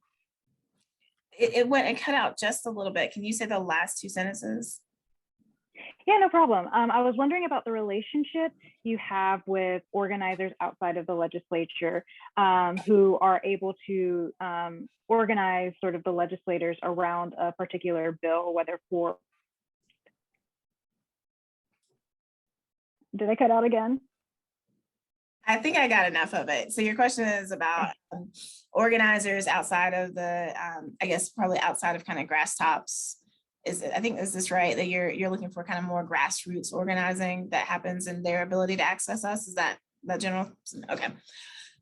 Yeah, so I do engage with grassroots folks. I will be honest and transparent that the grassroots folks who I engage with most probably live in my district or have some type of connection to my district. I mean, Georgia's a big state, and so we have to kind of make some foci and have focus and kind of narrow in.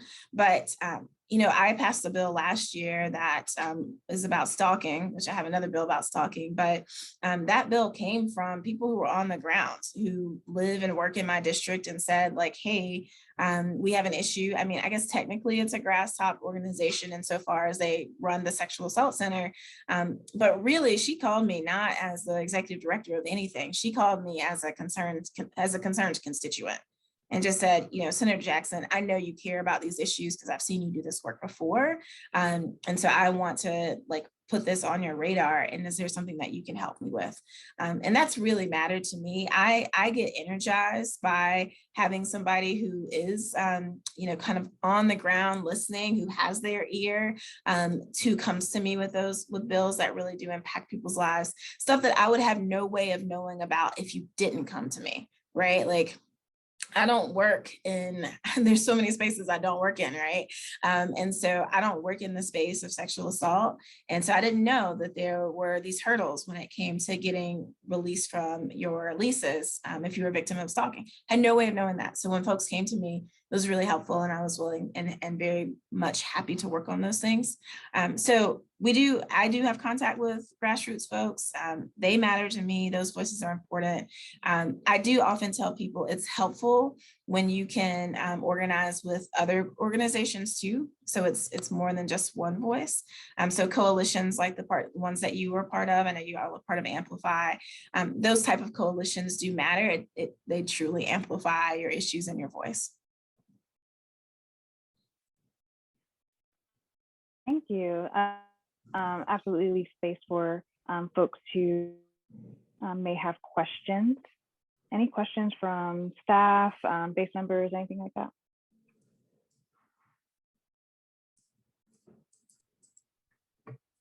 So while people are thinking of their questions, I will just take the space to say a little bit about some of the bills that I have that are coming forward. I think one that's probably of greatest interest to you all is a sexual assault protective order. In Georgia, if you are a victim of or a survivor of domestic violence, or if you are a survivor of violence that happened in a dating relationship, And if you're a victim of stalking, if you survive stalking, then you can get a protective order, or what we kind of colloquially call a restraining order, right? Like you can go to a civil court and be like, hey, this person's stalking me. This person that I live with is beating me. This person that I was dating is harming me. And you can get a restraining order. But if you don't have a relationship with that person, if you're not sharing a household with that person, and if you're not in a dating relationship with the person and they sexually assault you, there's no pathway except through the criminal courts for you to get a restraining order, for you to get a protective order. And I think everyone on this call could probably give a different reason for many of the reasons why people choose not to go through the criminal courts when it comes to sexual assault. There are a myriad of reasons why people don't do that. And so this bill would create a pathway where you could go to the civil courts, just like you could for domestic violence or family violence, and be able to get a protective order if you are a survivor of sexual assault. This has kind of been this type of bill exists, or law exists in many, many states throughout the union, but we just don't have that pathway here in Georgia. And so that's one of the bills that I am working on and will be dropping very, very soon. Maybe tomorrow, hopefully. So I'm really just hoping to start the conversation and to make sure that we begin to look at how can we best protect people who become harmed in this way, even though they're not dating somebody, like even though they're not living with somebody. So that's one of my bills. And then I also have a bill that is related to stalking specifically. So right now in the law, if you are being stalked by someone you share a home with, so let's say you are in a partnership with somebody and perhaps obviously that's not going well, and the other person who shares that home with you begins to stalk you around your home. I mean, I've heard all kinds of horror stories about the ways that this could happen. Right now, you have no avenue to be able to get a protective order or restraining order, because the law says that if it's happening inside of the home of the person who's doing the crime, it is a crime, that it doesn't count. It's this weird kind of carve out, like if you're doing this illegal shit inside your house, I'm sorry, I'm not cussing for Lent, so let me take that back. If you're doing that stuff inside of your house, we don't care, that's not illegal. It's a weird loophole that we have. And so I have a bill that just passed out of Judiciary Committee. It'll hopefully go to the floor in the next week or so, that will close that loophole and allow you to be able to get a temporary protective order if you are being stalked in the home that you share with another person. And I think that'll be really important to a group of people who are having that experience. So that's one thing. And then the last bill that I have is not really related to anything you all do, but I'm still excited about it. And it has to do with who can grow hemp, which hemp is cannabis, but you can't get high from it. So it's like, basically it's just a plant. So it's just a plant. And right now it's illegal to grow hemp if you have a misdemeanor for trafficking or selling drugs. And if you have any type of felony at all, you are not allowed to grow a plant. And so as somebody who grows many, many plants, it seemed ridiculous to me that we would say you couldn't grow a plant if you had these infractions. So I've introduced legislation that's also already come out of the Ag Committee, and hopefully we can get a hearing on the floor for that as well, that would lift those restrictions and say, look, hey, if you have a misdemeanor, who cares about a misdemeanor? Go on, plant your plant, no problem. And if you've had a felony that's not related to any drugs, carry on, go ahead, plant corn, plant hemp, plant it all together. And if you have had a felony for controlled substance, because I recognize we are in Georgia, I had to give a little, some little restrictions here. You can wait 10 years. So 10 years post-conviction for the selling and distributing of drugs. 10 years post that, for that felony, you would be eligible to grow that plant. So those are kind of my big three bills that I'm really pushing and I'm excited about and believe can make a real positive difference in people's lives, while I'm also trying to fight back and beat back really bad bills. So, with that is great. Well, thank you for all the things you're working on. I feel hemp bill is aligned with our issues and our mission. Oh my goodness, my internet. I'm so sorry. But I do have a question. I don't want to take up too much space. So folks, if you have any questions, please come off mute or put in the chat. actually had a question. Earlier today we spoke with Senator Nan Orrock, and we had a base member ask a question about how do you reach across the aisle, I guess, when it comes to other legislators who may not be aligned with your particular issue or bill. How do you reach across the aisle to maybe convince or organize them to vote in a particular way? Yeah, thank you. That's such an important question. And it's one I don't know that we necessarily do well. I think there's some issues that there's some issues where reaching across the aisle and actually getting them alongside of you is not going to be effective. I mean, there are people here who are just full stop. We don't think that anybody should be able to have an abortion, period, full stop. There's no negotiating with Bruce Thompson about that. It's just not. There are other issues though, where people can kind of come along. I think about the trans kids issue. Right now, we haven't had success, but I think that further conversations and more, we have legislators who have trans children, right? And we also have legislators who have children who are members of the LGBTQ community. And so I think some of it's just having these kind of one-off conversations one-on-one about what this means for their own children, their own grandchildren, and really kind of helping shape them around that. I will say I am really big on also just simply finding common ground. So for instance, my stalking bill that I just talked about, the one that kind of closes the loophole around whether or not you can stalk somebody inside of your own house. Again, it just seems so absurd that that's a thing, but I had to find some common ground. The first time that bill went to hearing, I got verbally dressed up and down for it, and the Republicans were very clear that they would not support it. And so I began to have conversations with the people who didn't support it.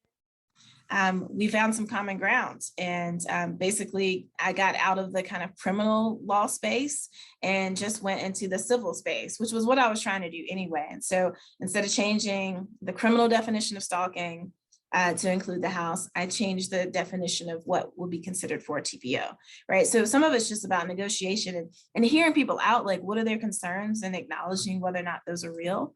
And also being willing to let go of good ideas. I think that's the other piece. People who are across the aisle like to be the ones who are responsible for good bills. They like to have their name attached to them. And so sometimes it means saying, okay, we've been trying to expand Medicaid for people who are postpartum for a long, long time, but all right, Sharon Cooper, we'll let you put your name on that bill, right? Or fill in the blank of some Republican's name. Sometimes that is probably our greatest gesture of reaching across the aisle. I have a question. Hi, Senator Jackson. I'm KR. I am the executive director with Spark. So such a pleasure to have you here. Thank you for being here and joining everyone. And I hope to meet you in person someday soon. But my question actually is perfectly timed with Agbo's question. It's kind of a lead up. So in recent conversations I've been having with other RJ, or not RJ specifically, but like repro folks, as well as like funders, the common question that I'm getting, especially around just like, Roe v. Wade, and thinking about what the potential like trickle down of harm for like Georgia and the South is, how is anti-trans bills and anti-abortion bills somehow related, or why should people focus on both? Why should repro folks be concerned with anti-trans bills? And I think this is an issue we've had in RJ with like making sure folks understand that like you are not going to get anywhere close to reproductive justice without truly achieving like queer and trans liberation, and how these things cannot exist alone and siloed. But it's a really hard, it's just, some folks, they're just not there with understanding why like you just cannot harm folks, period. But as a legislator, what would you encourage us to like, I don't know, try to communicate or create a narrative to allow folks that aren't traditionally like in just RJ spaces to understand the correlation between these bills? Yeah, I think my immediate reaction is both of these bills are fundamentally about trying to control people's bodies. That is at the root. It's trying to control what you do and do not do with your body. And so if we want to have reproductive justice and have say about how we control our own bodies, then we have to fight for that. And we have to fight for all the other peoples whose bodies they're trying to control, right? Like, it's not just, this is not about trans children not being able to play sports. This is about trying to eradicate trans children, right? Like, this is really what it's about. It's about trying to force children who are trans to not come out, to not identify in that way, because they want to control people's bodies.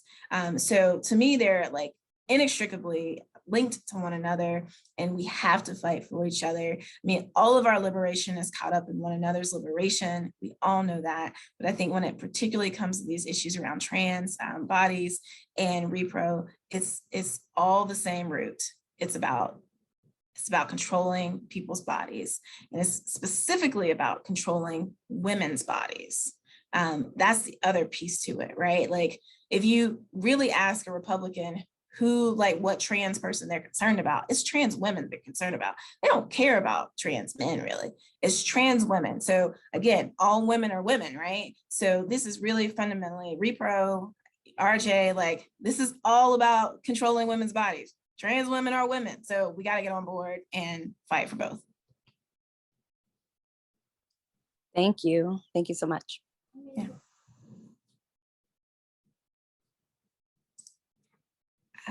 I see a question in the chat. I'll just read it out loud. How do you take care of yourself as you continue to show up every day to fight against the many oppressive and terrible bills? I wish I had a better answer for that. You know, I cry a lot at home. I mean, sometimes on the floor too. It's hard. It's really hard. It's hard, in particularly when the attacks seem so personal, right? Because they're about my body. They're about bodies that we love and care about people that we love and care about. So yeah, I mean, I could tell you the good kind of pastory stuff that allegedly I do, like pray and go to church. I do go to church every Sunday. It's my job, but it's just hard. And I'm really grateful for spaces like this where I know that there are other people who are working in this space with me. I will say, I mean, those of you who watched, I don't know if anybody watched my speech from the gallery or watched my speech from the well around my experience of being a queer athlete.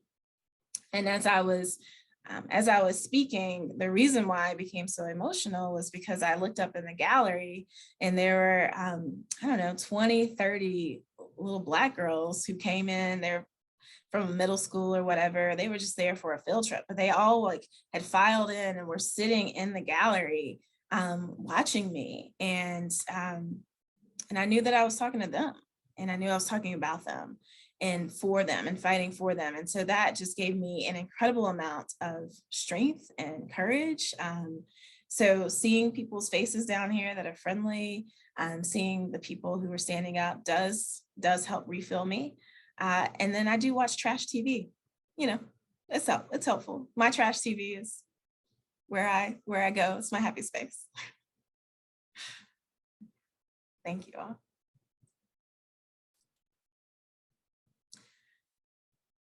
If there are no other questions, I don't know who to turn this over. Yay! I feel like we should share what, like, our shows are that we watch. But anyway, if there are no other questions, I will turn it over to whomever I'm supposed to turn it over to. That would be thank you so much, Senator Jackson. This has been so fulfilling, so affirming to have you in this space. I hope I speak for everyone to say that we very much appreciate you taking the time to lend your insight. Just thank you for everything that you're doing. If folks have any other questions for me, I can say I'm going to be sticking around. But Senator Jackson, how do we, I guess, keep in contact with you? Would you mind putting your contact information in the chat? Sure, I'll put it in the chat and just tell you all right now, you can follow me on social media at Kim for Georgia, and that's all my handles. But I'll put my email and phone number in the chat. Thank you so much. I hope you have a great, rest of your day, rest of your week. Happy Ash Wednesday. And I don't know what to say. Thank you. Take care. Let me take you out of spotlight. And to everyone else, thank you so much again for joining. I hope you were able to get something out of today, learn something new, feel the power that you already have to affect change in your communities, to impact decisions that are being made about your bodies and your lives. Again, I'm going to be sticking around for folks who have questions, just want to chat, what have you. But thanks, y'all. I hope you have a great rest of your day/week. Thank you so much for leading this space, Agbo, and all of the Spark team. And thank you everyone for being here. Yeah, thank you, Spark team. Great as usual. Thank you, Agbo. You're amazing. Thanks, y'all.